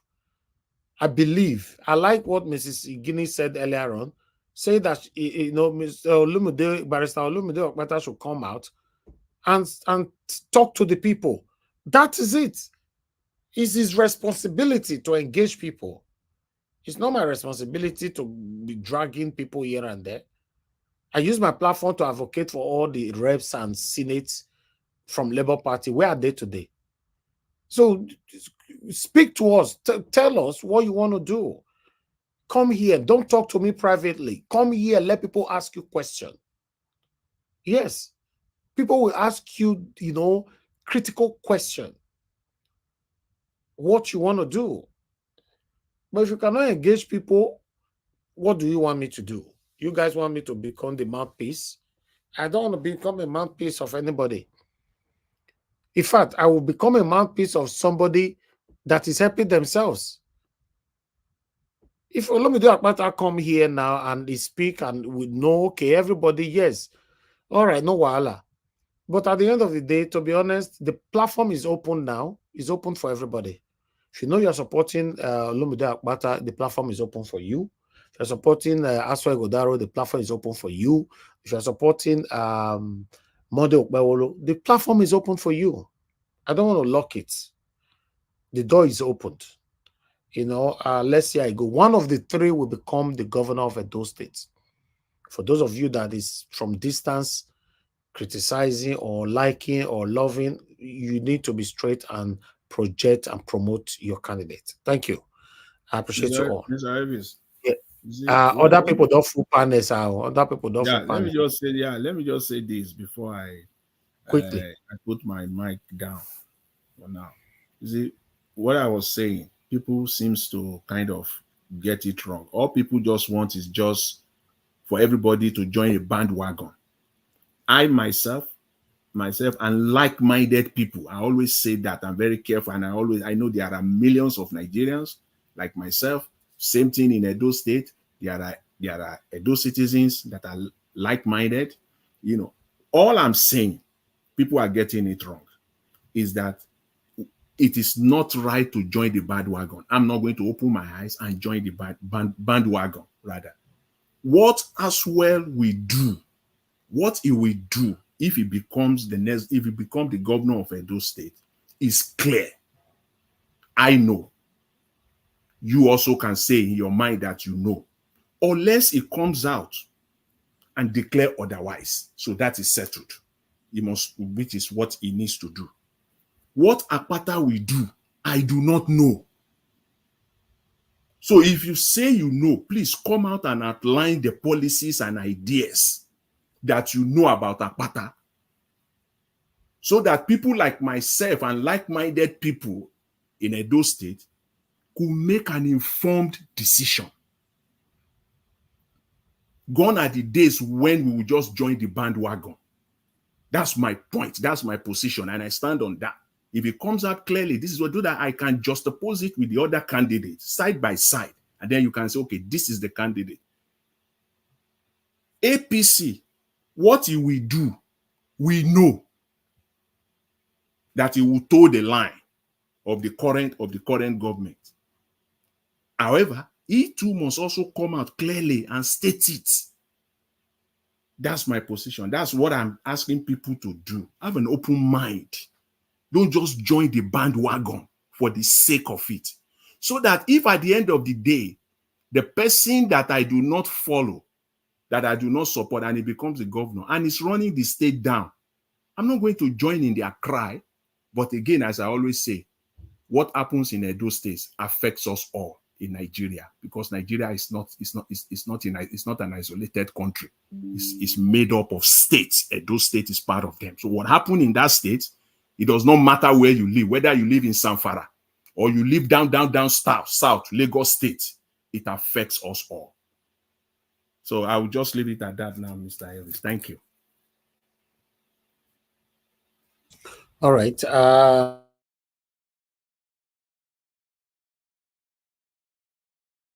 Whoever they want to support, but to be honest, if Oga Jonathan I'm surprised APC. That was your Kosabi. The person that is in there, not Kosabi. I'm surprised you're supporting APC. APC is the biggest problem that we have right now in Nigeria. No, I'm not supporting you. I'm still getting on Mr. Elvis. I said I'm leaning. I'm leaning towards that party. I'm not saying I'm supporting. No. You've said that before now, some days ago. You've not Okpewolo. You said Okpewolo is your man. That's what you said. Mr. Elvis, you are putting words in my mouth. I said I'm leaning towards him based on everything that I've said earlier, all along with respect to Akpata as well. That's my position. Now you speak. Okay. Thank you, Oga Jonathan. But you hear me, sir? I'm hearing you, Mr. Elvis. Can anybody hear me? Yes, I can hear you. Okay, I don't know. The network is failing. Okay, let me take this call quickly. Thank you very much, sir, for calling in. Good evening to you. Please talk to us. Thank you, Oga Jonathan. Oh, you hear me, sir? Hello. Good evening. Off your TV, sir, please. Oh God, this is not your first time calling to this show now. Hey. Good evening, Naija Wash. Thank you, sir. Good evening to you. Please talk to us. You are a war journalist politically. Thank you, sir. And apolitically. I applaud you for you being apolitical, because you need the best for Nigeria and Africa at large and the world as large. What I want to see, what Nigeria need, not only Edo State, They need capacity. They need capability. You know what I don't know if you know what I'm saying. So, hello? Go ahead, sir. We are listening. Okay. When we are talking about Olumide Akpata, Asun Ighodalo, Mondo Pevolo, and there are other candidates. There was a lady that under the platform of PROPO, there was a lady. What I want, women have to be involved in this politics in Nigeria, because we that are calling from diaspora, we want women. I'm a man, I'm not a woman, because the best woman that taught me why I was in Nigeria, taught me biology, taught me physics. You have one. You have 1 minute chemistry. left, sir. You only have 3 minutes to talk. 2 minutes is exhausted. No. Please, Naija Watch. Please, I want to explain society things. No. It's only 3 minutes we have, sir. I don't supposed to pick all this time. It's already above 10 p.m. Okay, I'm sorry. Yes, sir. Let me explain. So we want women to involve in Nigeria politics. We want women. I'm advocating for women. Where are women? Our mothers, our sisters that went to school. Only men. But in Western world, women are doing great. Women have to come to Edo politics. But what about the women that have been in the politics that is stealing, looting money? Some women have been doing that now. Yes. Women in Nigeria, they steal money like that. Better Edu that stole that money, but we don't know any better. Women still in Spain, where I rely, where I reside, where I'm a citizen. She will go to prison. As you are in UK, the woman still, she will go to prison. So that is why I always talk about constitution. We have to involve women. Women have to come in. Not only men, all the picture of men. Give women a chance. Women must come to Edo politics. And we need capability, we need capacity. Women are with their work caring. So Naija Watch, not to take your time, because the campaign will continue. I will continue into your program, because I'm in Naija Watch. Who are you supporting? Who are you supporting amongst these 3 people on the panel, sir? I'm not affiliated to any political party. I'm not eligible to vote in any political party. What I need, I'm advocating for good governance, good Nigeria. If I travel to Nigeria, I don't want to work with police to Zamfara, to Ogun, to Ondo. Okay, so who are you supporting? I want to work free. We need good governance for all of them for now. I need Asun Ighodalo. Okay, that's fine. Thank you. Thank you, sir. Thank you. So, let's move on, my people. Let me call back to the panel again. I'd like to come to Mr. Chris. Mr. Chris, it's good to have you on the show, sir. Please, I'd like you to talk to us. Good evening to you. Okay, Mr. Chris is not available. I'll move on to Give Us a Mandate. Give Us a Mandate. It's good to have you on the show. Good evening to you, sir. Please talk to us. Naija Watch, I'm available.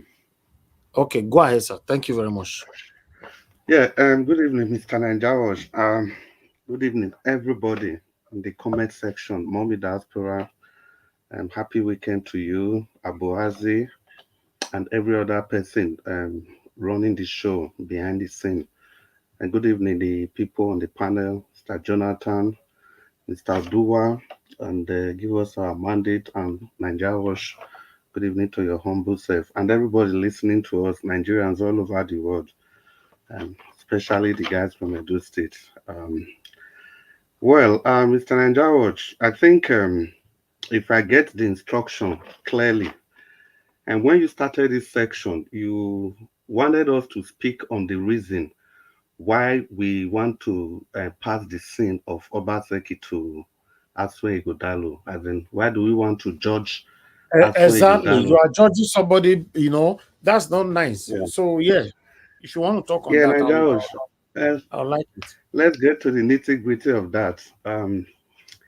I think before I start, Mr. Jonathan, thank you yesterday for the statistics that you read out to us, and it put paid to the back and forth that was going on yesterday. Thank you so much. And Mr. Ndao, thank you for giving us that long time to discuss the issue. Now, to the question. I think there's no way you can actually separate a name from somebody because you see, that is why people protect their name, people protect their family name. And there's a popular saying, show me your friend and I will tell you who you are. It's a popular saying. Before politics, that saying has been there. So that's to tell you the importance of our association, whoever we associate ourselves with. Uh, it goes like that, all in all. There are so many examples that we can give, even in countries. For example, if you see somebody for the first time and the person is telling you that he's from Pakistan, for example, there are things that will come to your mind. And if you see another person, a person tells you that he's from India, there are other things that will also come to your mind. It's just like that in life, unfortunately.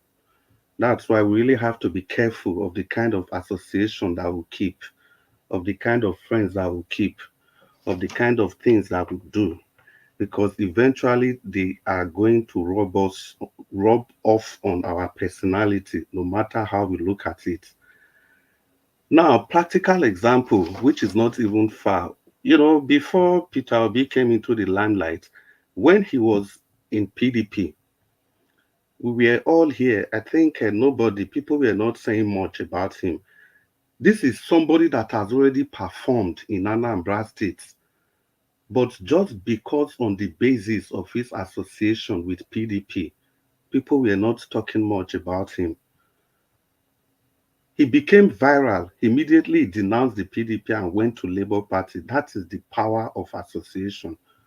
Now, the reason I'm using Peter Obi, His Excellency Peter Obi as an example is because this is even somebody that already had a track record, somebody that had no corruption case, somebody that has served 8 years, somebody that has done so marvelously well. But because of his association with a political party, which we all believe has held the nation by the jugular, nobody talked about him. Nobody looked his way.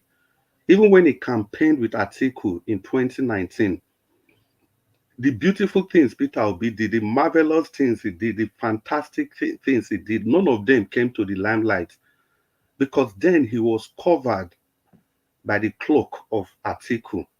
What people saw then was Atiku. What people saw was PDP. And Peter Obi couldn't, his performance, everything he has done, couldn't rise above those oppressive factors that surrounded him. Now, take Asue Igodalo, for example. This is even somebody that we have not tested compared to Peter Obi that has ruled for 8 years, that didn't do anything wrong. He ticked all the boxes. The only complaint people had against Peter Obi was that the money he saved, the funds he saved, that he could have invested it. That was how bad it is. That you can no longer get anything to use in accusing somebody. The problem now is that he didn't invest the money he saved. So you can see somebody with this level of track record,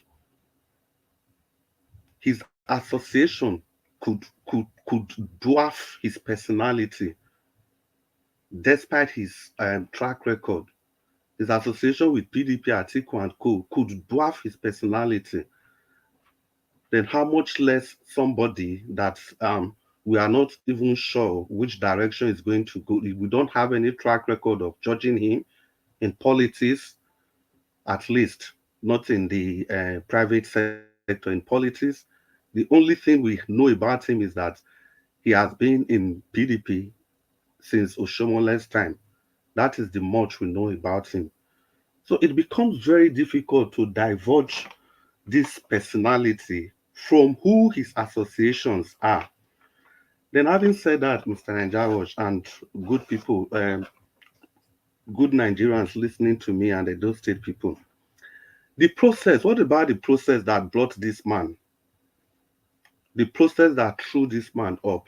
Because these are the kind of things that determines if somebody is going to perform or not. Yeah, We but if always you are need talking about process, Oshomola is the one backing the Mondokbewolo up now. What can you say about that? Okay, Mr. Nanjawash, who am I supporting, if I may ask you? I don't know. You tell us. No, I've told you, I've said it several times. You are supporting Olumide Okpata, right? So yeah, that's what I'm saying. How come, my concern is, how come you are not also calling out Mondokbewolo at the same time? Yeah, because your question, that was right before I started. I had to reiterate your question. Your question was that. No, apart from my question, you'll be talking about this for the past couple of days. You don't, the way you spend more time talking about Aswen, you don't spend that same time talking about Okpewolo. Okay, Mr. Angelos, can you reframe the question? Are we allowed to talk about the two of them? Because you before can I talk started, about anything on this platform, anything. Because you know that Okpewolo want to rule under the satanic APC umbrella. So yeah, I know, why are you Mr. jumping Angelos, that? before I started, I made it clear that I wanted to answer your question. And your question was that why are we associating the evil of Obaseki on? Yeah, you have answered that, Ighodalo? but I'm still not satisfied because Aswe Godaro, I've not done anything that we can hold against him now. We are only using the sin of his father to affect him, which is not right. No, Mr. Angelos, I think it's a matter of opinion and a matter of semantics. Exactly, yes. Yeah, yes. It might not, from your view, it might not be right, but in real life situation, it might not be right. It's just like in real life situation, for the fact that somebody is a thief, that does not mean that you call all his children thieves. It's just like That some is people are already morality, Mr. disliking Nanjawas. But Olumide. in politics, It's just like people are already disliking Olumide just because of Abure. I don't understand what we want. The sin of Abure, I take affect Olumide for Christ's sake. Yeah, Mr. Anjawaj, I'm coming to that. Like I said, in real life situation, if somebody is a thief, that does not mean you associate all his children as thieves. You have to give the children their own rights. Exactly. Yeah, that is in real life, Mr. Nanjawaj. I acknowledge that. But in politics, it is not always like that. Never, never. Yeah. Politics is not real life. Drag all of them. Not only one person. So let me drag Okpewolo. You see, like for Okpewolo, the day I was talking about that I'm going to support Olumide Akpata, I only used 2 words to describe Okpewolo. I just said for the fact that he's from APC, that alone, just the fact that he's coming from the APC and the interest the Tinubu camp they have in APC, the boasting that I'm going to give Edo State back to you people. We should remember the threat Edo not be Lagos and all those things. The ways Tinubu has been saying they make Edo State Lagos or at least make it equal to Lagos. So that association alone has already made me to say, like Monde Okpewolo, I don't even want to talk anything. I don't want to even say much about him. He is ruled out completely. Because if we even want to look at it critically in terms of intellect, Olumide Akpata and Aswe Ighodalo, they are shoulders high above Monde Okpewolo. I've heard Monde Okpewolo. I've listened to him, and I know that he cannot compete with Olumide Akpata and Aswe Ighodalo in every aspect, anyhow you look at it. So that's just that for that. So I'll continue. So the process that threw up Aswe Ighodalo, it's so questionable. You know, when you are muzzle every other candidate just to bring out one person, then definitely there's something interesting about that person. That alone already shows that this man is a verified candidate of Obaseki. And it has been difficult for him himself to diverge himself, to separate himself from Obaseki, because it's like a case of Siamese twins now. It's difficult to separate, because if he doesn't separate himself carefully, because he is in a critical situation, he'll be seen as already fighting the person that's promoting him. And there's a way he will be, if he doesn't also separate himself, the people like me, people like many Edolites, they will keep on holding the sins of Obaseki against him. And that is simply how politics work. It's not just about hatred, even all over the world. Edo State, that's why Godalo will not be an exception. He will not be the first person. In the US, if people are campaigning, they talk about Democrats. This is what Democrats, they took US to war. They did this, they did this. Whereas the person that's even campaigning is just a president that was not even part of what Democrat did 16 years ago. That is how politics is. But we can't use that in real life situation. So there is no way. There is no way. We've all seen it. Peter Obi did it. And that was why we all went for Peter Obi. His Excellency Peter Obi. This is just recent. It's just last year, 2 years ago. That was what we all did. Immediately he came to Labour Party, everybody embraced him. And that is how politics work. And that is how it ought to work. So, those are my views about the question you asked, and my view about Monday Okpewolo, Senator Monday Okpewolo. I don't just really want to talk about him because he is not even in consideration. Because if, in all sincerity, if push comes to shove, maybe something happens and Akpata is disqualified and we don't have any other person again from Labour Party to replace him, if we are left with Aswe Godalo and Senator Monday Okpewolo, despite the atrocities of Obaseki, I would still prefer to go with Aswe Godalo because the credentials are there. He has the credential. He has been a manager of people. He has been a captain of industries. I can give that to him. But politics is completely a different game altogether. Then some of the reasons why some of us have been saying that Obaseki failed, like Mr. Jonathan was saying, whether the kind of adjective we use in describing him now doesn't really matter. But the most important thing is that he didn't do what was expected from him. The reasons are very obvious. Because the difference between democracy and military rule, you see, is that House of Assembly, is that House of Rep, is that House of Senate. That is just the difference between military and civilian rule. Because in military rule, you still have the judiciary, you have the executive. The only people you don't have are the legislatures. So what democracy does is to add the legislature so that there will be these check and balances amongst these three arms of government. But when a governor comes in power and immediately jettisons these other arms of government, that is dictatorship. It's supposed to have how many members of House of Assembly, but you only use 7 of these people. For how long? Liberals Oshoma emphasized that point. For how Round up, long? sir, 1 minute. Okay. I'll just round up quickly. And apart from even that, look at the other arm of government, which is the judiciary. The people that have been cleared by the NJC, he has refused to swear them in. What? That is complete dictatorship. So putting all these things together, a leopard will never change its spots.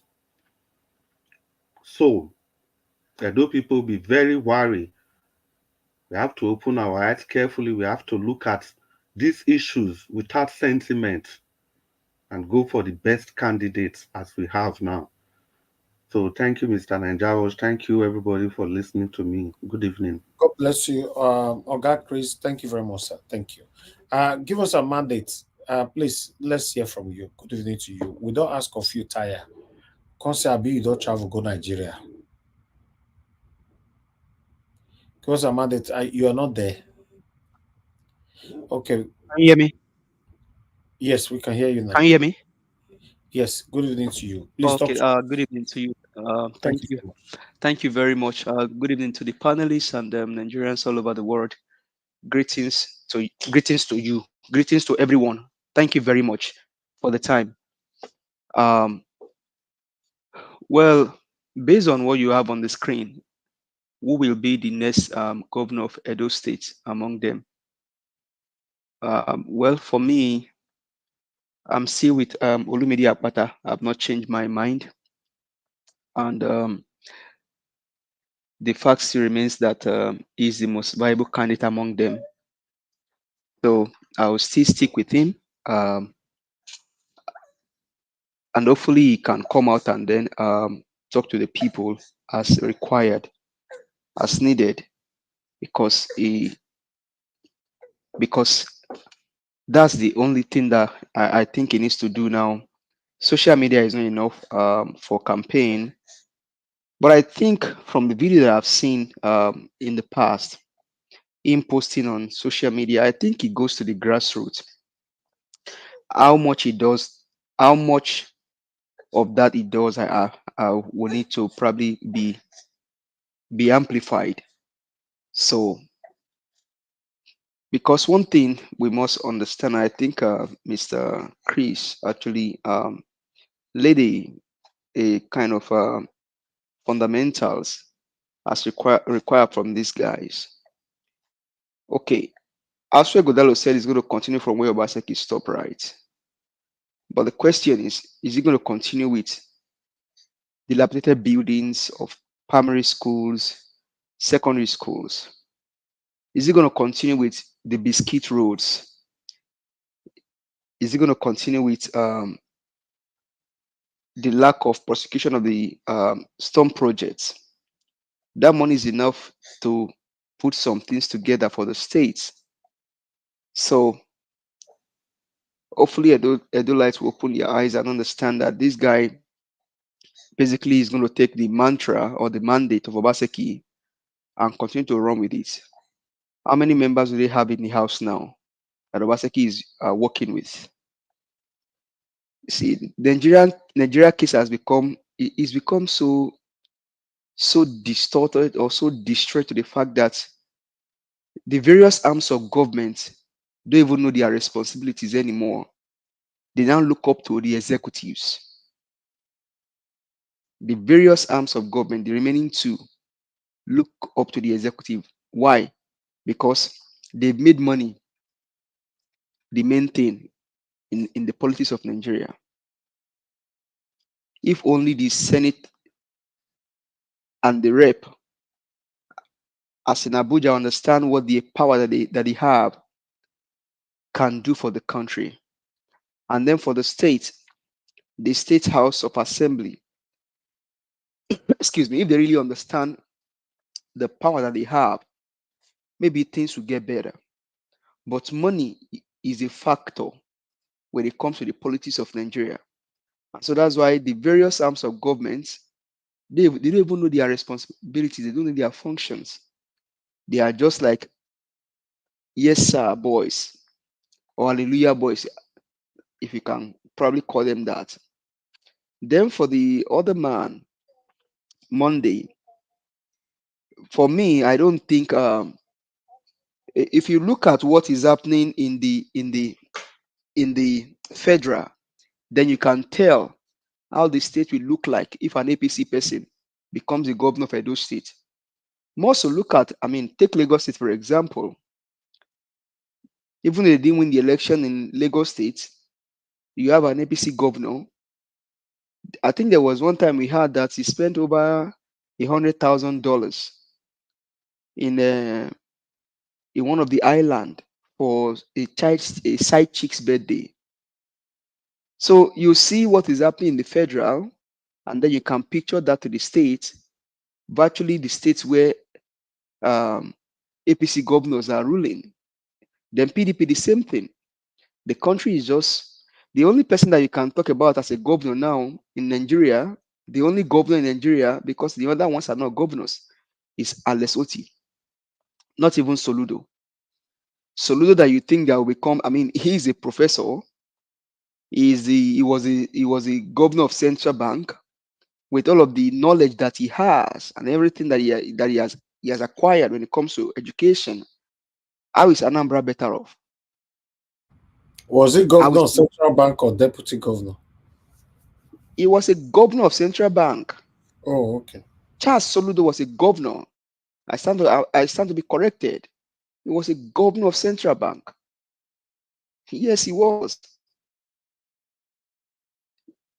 Obasanjo found him. Frank Nweke Jr., Obieze Kwesili, Ngozi Okonjo-Iweala. Obasanjo brought these people. Obasanjo used them. And they are still there. Ngozi Okonjo-Iweala is still there. Obieze Kwesili is still making waves. Frank Nweke Jr., I don't know what was become of him. So, but Soludo today, you see what is happening in Anambra State. Can you even say that that person is a professor? Talk more of a governor of central bank. He understands monetary policy and he understands what fiscal policy means. He understands what monetary policy means and then what fiscal policy means. But in his state, how is he working? How is he doing in his own state? The last time we saw was a flood washing away roads that Soludo said he did. You are in office and the road you tar are already giving way.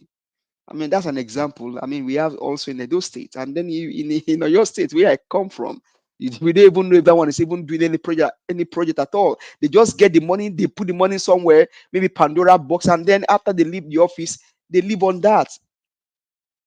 That is what the country has turned into. So for the guy in APC, I don't think there's anything to. For me, I don't think there's anything to. I don't want to give any mileage for him because I mean, for all that I know and I care about, APC they are satanic. Whoever is an APC member, if you're an APC card carrying member, you are evil because you guys brought the country to where it is today. The past 16 years of APC as a government in Nigeria, what has it brought to the country? I mean, you can look at in quotes the one that said is a president now in quotes, even though he didn't win the election. The country is just the country has no bearing. Like there is no bearing for the country. And you see this elderly man in their 70s. I mean, the one that they declared the president in court now, he said he's 72. When it's not even the sickness of the eyes.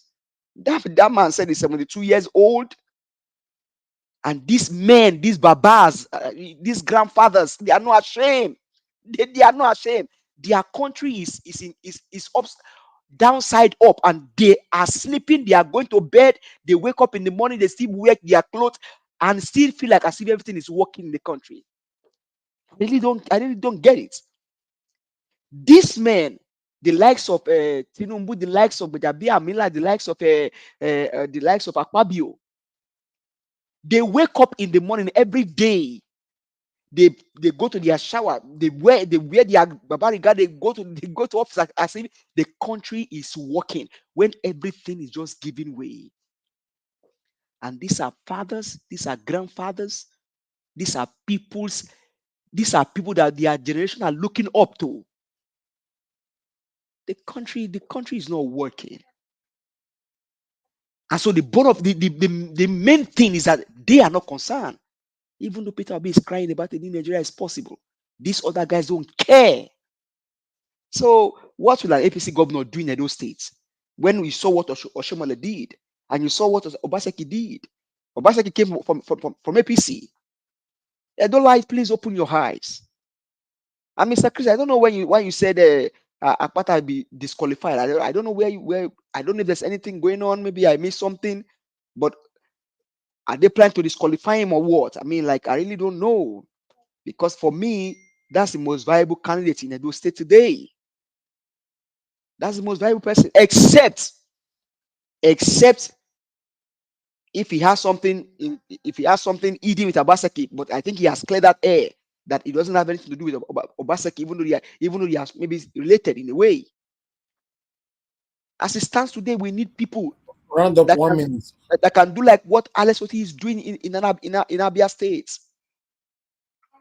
Good governance is not rocket science. Governance is not rocket science. It just takes people with integrity, with empathy to save their country. Governance is not rocket science. It just takes people with empathy that want to save their country. One question is, when last do you hear about research and development in Nigeria? Are there still research labs in Nigeria? When last did you hear about research and development? When last did you hear about scholarship? And these guys are just there like as if the country is working. Thank you very much. Have a good weekend, everyone. Thank you so much. Bye. Mr. Give us a mandate. Thank you, my brother, for coming in to hear your voice as usual for Mr. Olumide Akpata. Yes, those that have ears should be hearing when everybody is passing their messages here, supporting their candidates. The platform is opened. Thank you very much. God bless every one of you on the panel. Let's have our final submission. I don't want us to stay too long, although we've crossed 4 hours already. Let's do just 3 minutes last submission. I don't know if Mr. Ike is still with us. Okay, let me see. Mr. Dua, if you're still with us, give us. I'm with you, my brother. I'm with you. Okay, Mr. Sincerely, like I told you before, I said I wish I know them, or I wish I know the state very well. But generally, my worry about Nigeria is P2B went around the whole nation, had all the media buzz, trended every time, but somebody that was anointed by a different person just came and took over the show. You understand? So it defied all known style and policies you find out in democracy, where if you have the institution on your side and you have the judiciary, you can be sure to be in the government house. You know, so that's my worry. That's my worry that Olumide that we've been talking now that we're not seeing. Tinubu never did any debate. He never did. He didn't come out. Sometimes he will come with the broom and dance and go out because he already knew that he has gotten to Aso Rock. So that's why prescribing the style to use in government or in campaigning don't work in Nigeria. Don't work in Nigeria. So I still said with my little knowledge that I just wanted equity, although not on the altar of competence, you know. But from the things I have heard, as I follow up this whole thing, I think I'm leaning towards Olumide, who I already know before now. But what I don't know is if NBA could be like deep politics that as we have it in Nigeria. But I've started leaning towards Olumide.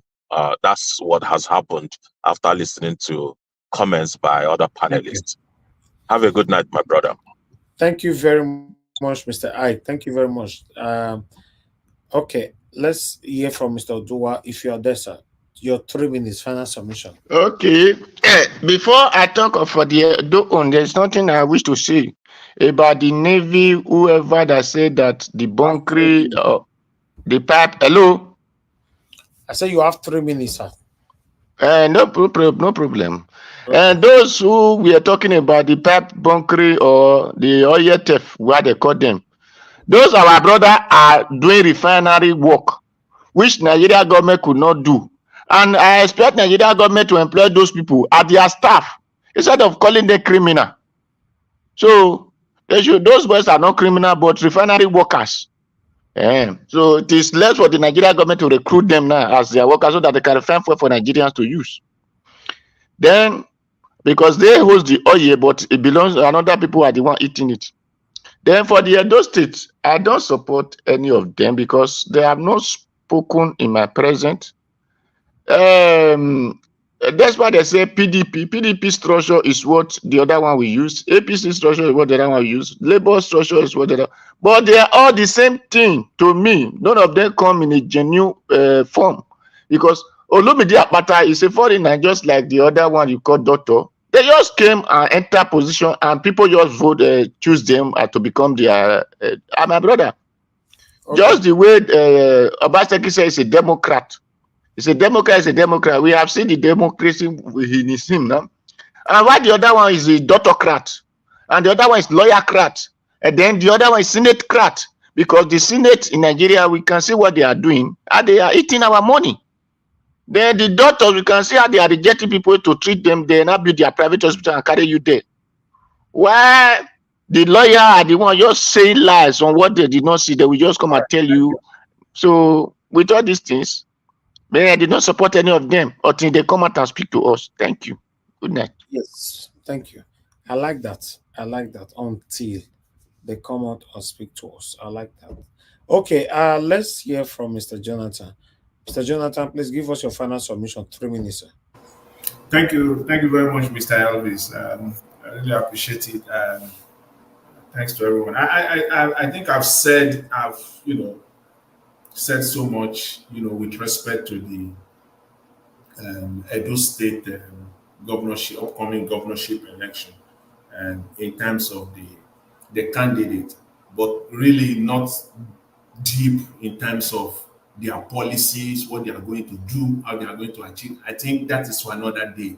The time will come when those ones will be, we'll put all that there. But for me, I believe it is all about balance and standard.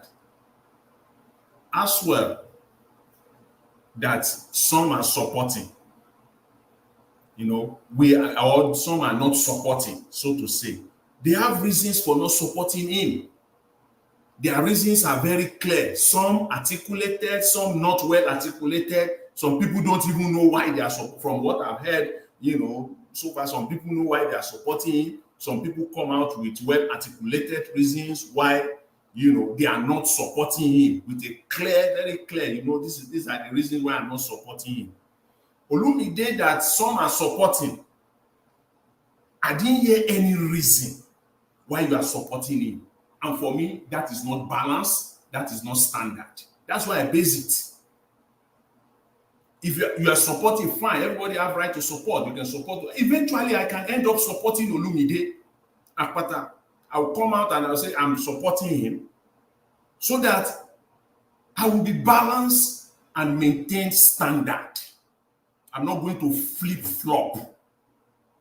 If you ask me today, if I say I'm supporting Olumide today, I cannot articulately bring out the reasons why I'm supporting him as a Nigerian that is looking or fighting or struggling for a better Nigeria, or for even just a good Nigeria.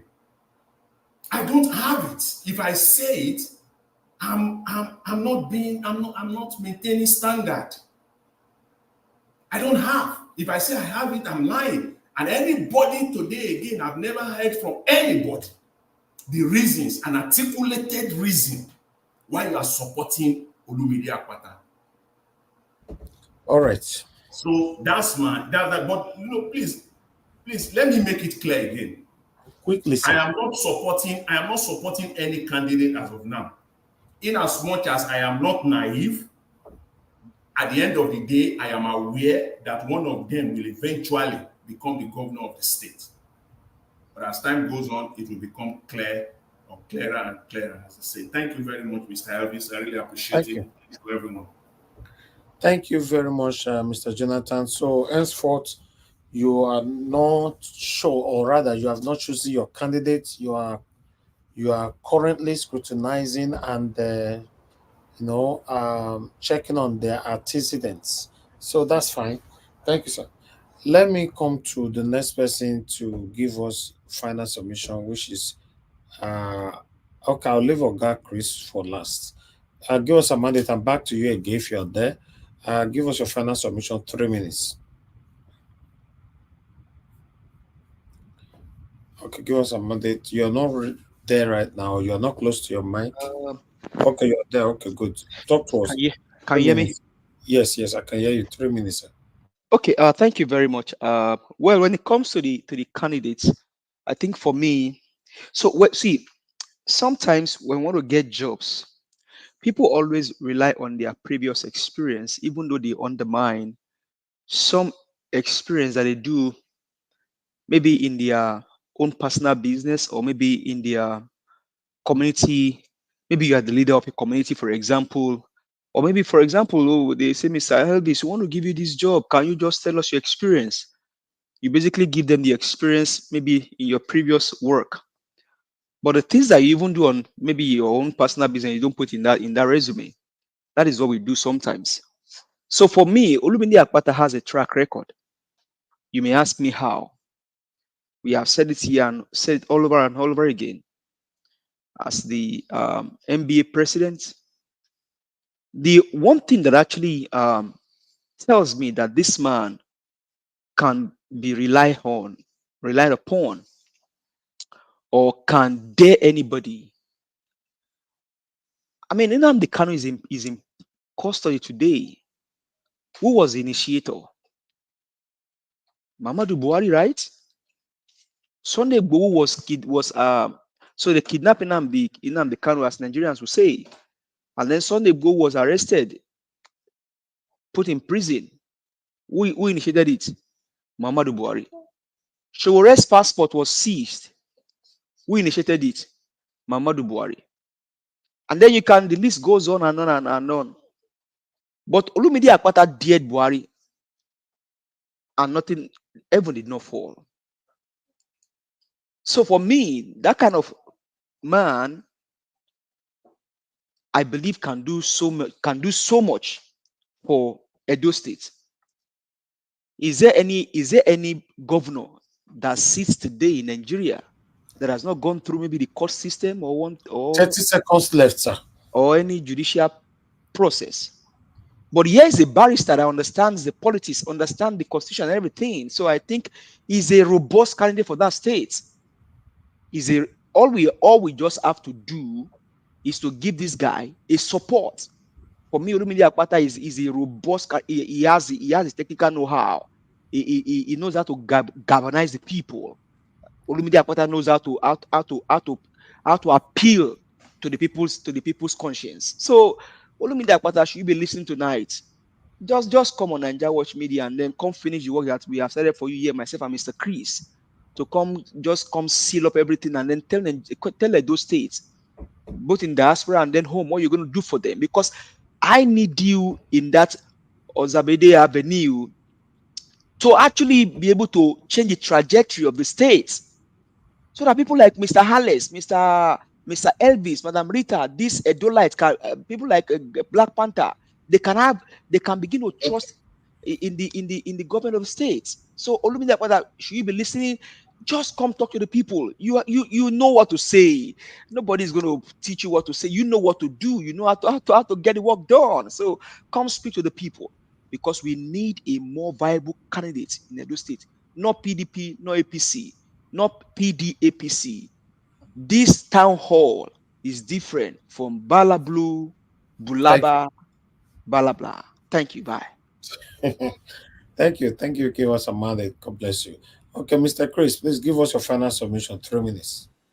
And good evening, sir, Mr. Nanjawat, and thank you for the opportunity to give this final submission. I'll be kind of fast because I got only 3 minutes. And Mr. Jonathan, thank you for the questions you asked.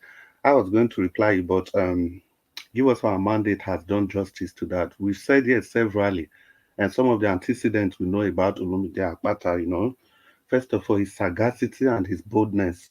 It's not every time that you get somebody that's not his son to be able to go through the ranks and become the president of the NBA. It's not in the tradition. He's the first person to have done that. And talking about sagacity and boldness, he took on Muhammadu Buhari when every other person, when they were all hiding.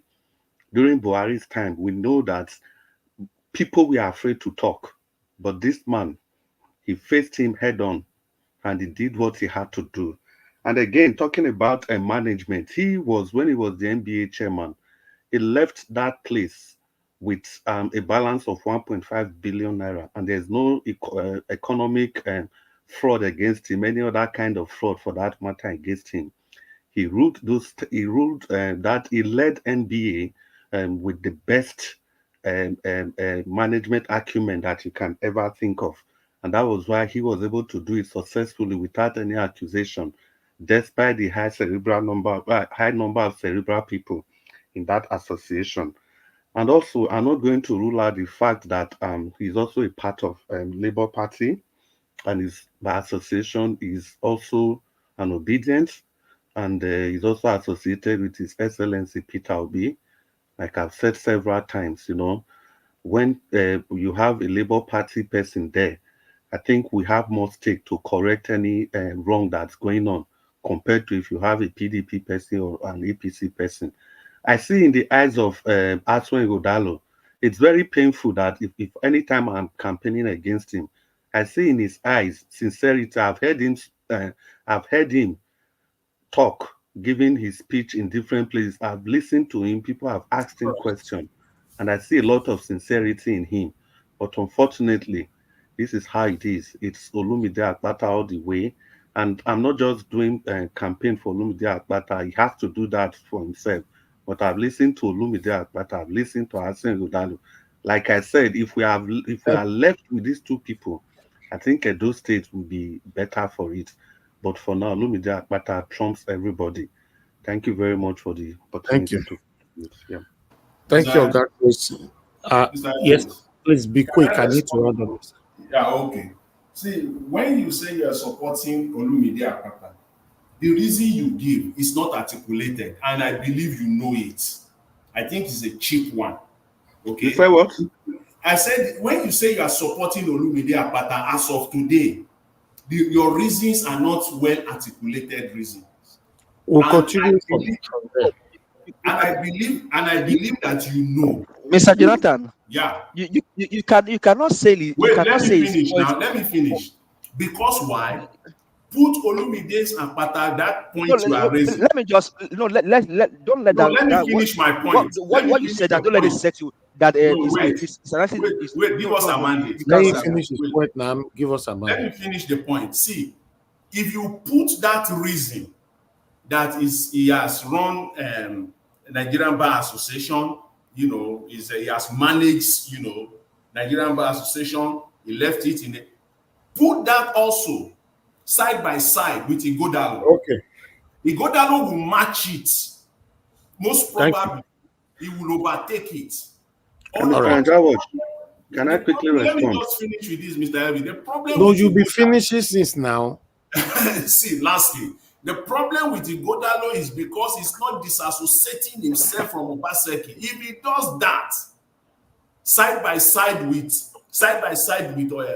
Akpata, then you will know that we've got a rematch. Mr. Anjaos, can I quickly respond? Yeah, quickly, sir.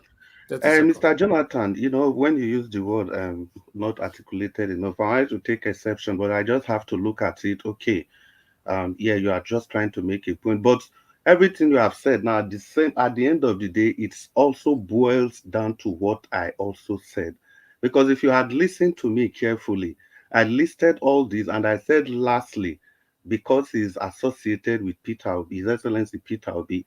And I also said that if we are left with two options, I didn't even talk about the APC man. I've made it clear that Aswen Godalo is eminently qualified based on those factors that I saw in Olumide Akpata. I also see them in Aswen Godalo. I just really saying I see sincerity in his eyes. I knew that if there is option, if Akpata is not in the race, I will go for him. And the only thing that's just separating both of them now, the main thing, the main thing is that association that we talked about. And that is where you eventually landed. So eventually we are saying the same thing. We just said the same thing, but you just paraphrased what I said. So that is it. Yeah. Okay. Thank you. Thank you very much. I appreciate you all, my wonderful people. Thank you. Let's hear from... But can you allow me have my 1 minute? Okay, Yeah, thank you go very ahead. much. I think so. When you talk about articulation, right? The fact that maybe he didn't say it maybe the way you wanted it to hear it does not mean he's just making his point for his own candidate. And so for me, Olumide, okay, among the three candidates now, we've been asking one question. Aswe Gudalo, you guys said is a captain of industry. Olumide also is a captain of industry. Is the legal field not an industry? Is a captain of industry too. But the question here is, Aswe Gudalo, how many building of classroom has he built in Edo State? Can you point to one? Olumide Akpata singularly give classroom to people in Edo State. I mean, the videos are there. So, but so these are things that that can affect people's life. Whereas Obaseki cannot renovate schools. People's parents have to go and volunteer to go cut grass in front of primary school in Edo State. For me, it's not about what you have or what you say. It's about, can you prove it in your character? Do you have the integrity for the people? Do you have compassion for the people? I think for me, Olumide, there's no way you can say it. Olumide Akpata just take the boss for me. Thank you, sir.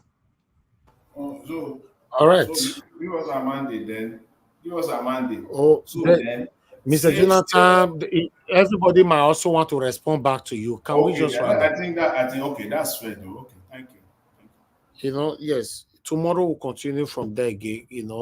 I appreciate every one of you. Thank you so much for your time with us.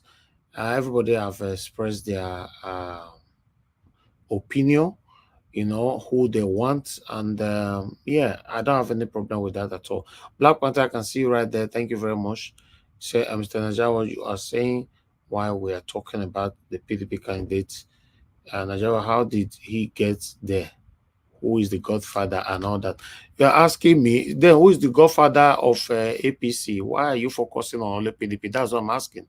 If you're focusing on one particular area, that means there's a problem. The APC guy, don't you know that Shomole and I bring her come? If we are fighting God for that reason, let's fight it, holistically, not in one particular area. That's what I'm saying. But Mr. Ebis, will it be fair to now say who is the godfather of Olumide Akpata? I don't know. You see? Okay. Thank you, sir. Me, I'm not saying anything, so I'm not here to criticize any of them, any of the three. I will not criticize none. You guys, it's left for you to do that. You see the way you talk your stand, Mr. Jonathan wants to give you woto. You wants to give Mr. Jonathan again back again. That's all good out of the back front. We'll not come off for here. So thank you very much, my people. It's Saturday. This is the best time that we can do today. Tomorrow is another day. We might not be talking about politics tomorrow, but depend on how it goes. Now let's see how tomorrow goes first. If not, I'll come up with a different thing that we're going to be talking about tomorrow evening. Let's do that together. I appreciate every one of you for your time with us that came to the panel. God bless you now. I appreciate you, Mr. Ike. Thank you so much. Mr. Jonathan Kisley, God bless you, sir. Thank you. Mr. Odua, thank you very much, sir. God bless you. Mr. Oga Chris, thank you very much. God bless you. My brother, give us a mandate. I appreciate you. It's good to hear from you. We'll be miss you 4 days now. I say 4 days now, not to hear from you now. Yes, yesterday was really tough. I miss Una too, but sometimes God go help us. Yes, I understand. We all are encouraging ourselves here. Last night was very tough. I want to thank every one of you that handled that last night broadcast. Oga Chris, Madam Rita, Madam Iris Finance, Black Panther, Oga CM, and many others. Even Mr. Alex, Mr. Akim, all of you. Thank you. It was a wonderful debate yesterday. I call that unplanned debate because we didn't actually plan it, and it happens, and it went. Hey, it was tough, but it was beautiful. All right, I appreciate every one of you. Thank you so much. So for those of you that supported the channel today, I appreciate you. Starting with Peter Ife, Mr. Johnson Emmanuel, Mr. Joseph Oji, Amazing Grace USA, and Mr. Joseph Oji once again, and Martin Benjamin. And God bless them, my people. Appreciate every one of you. And my people right there on the comment section, start with Mother for Mommy Diaspora. Thank you very much, Mommy.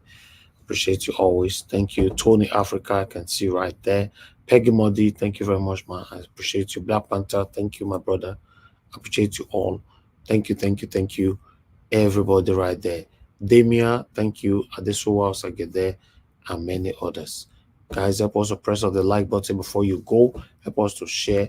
You know, if it's your first time on this channel, if you are wondering what the channel is all about, the channel is a place where we all come here, most especially Nigerians in diaspora and few from back home who have data and all that to join us here. But we are calling on the government to do the right thing, you know, to give us a better country, a better Nigeria. That's why we're here every day. You know, we can't continue to pretend that everything is good in our country, even though you and I know that nothing is good, nothing is working right there. Thank you. And God, I will bless you, my people. Please like and share, subscribe to our channel, hit the notification bell. We're getting close to 100,000. Please take us there, you know, by liking and sharing our videos can as well take us there as well. And God, I will bless you, my people. We'll come to the end of the broadcast. I'll see you guys again by tomorrow, 6 p.m. by God's grace, so that we can continue from where we stop. Take care and good night.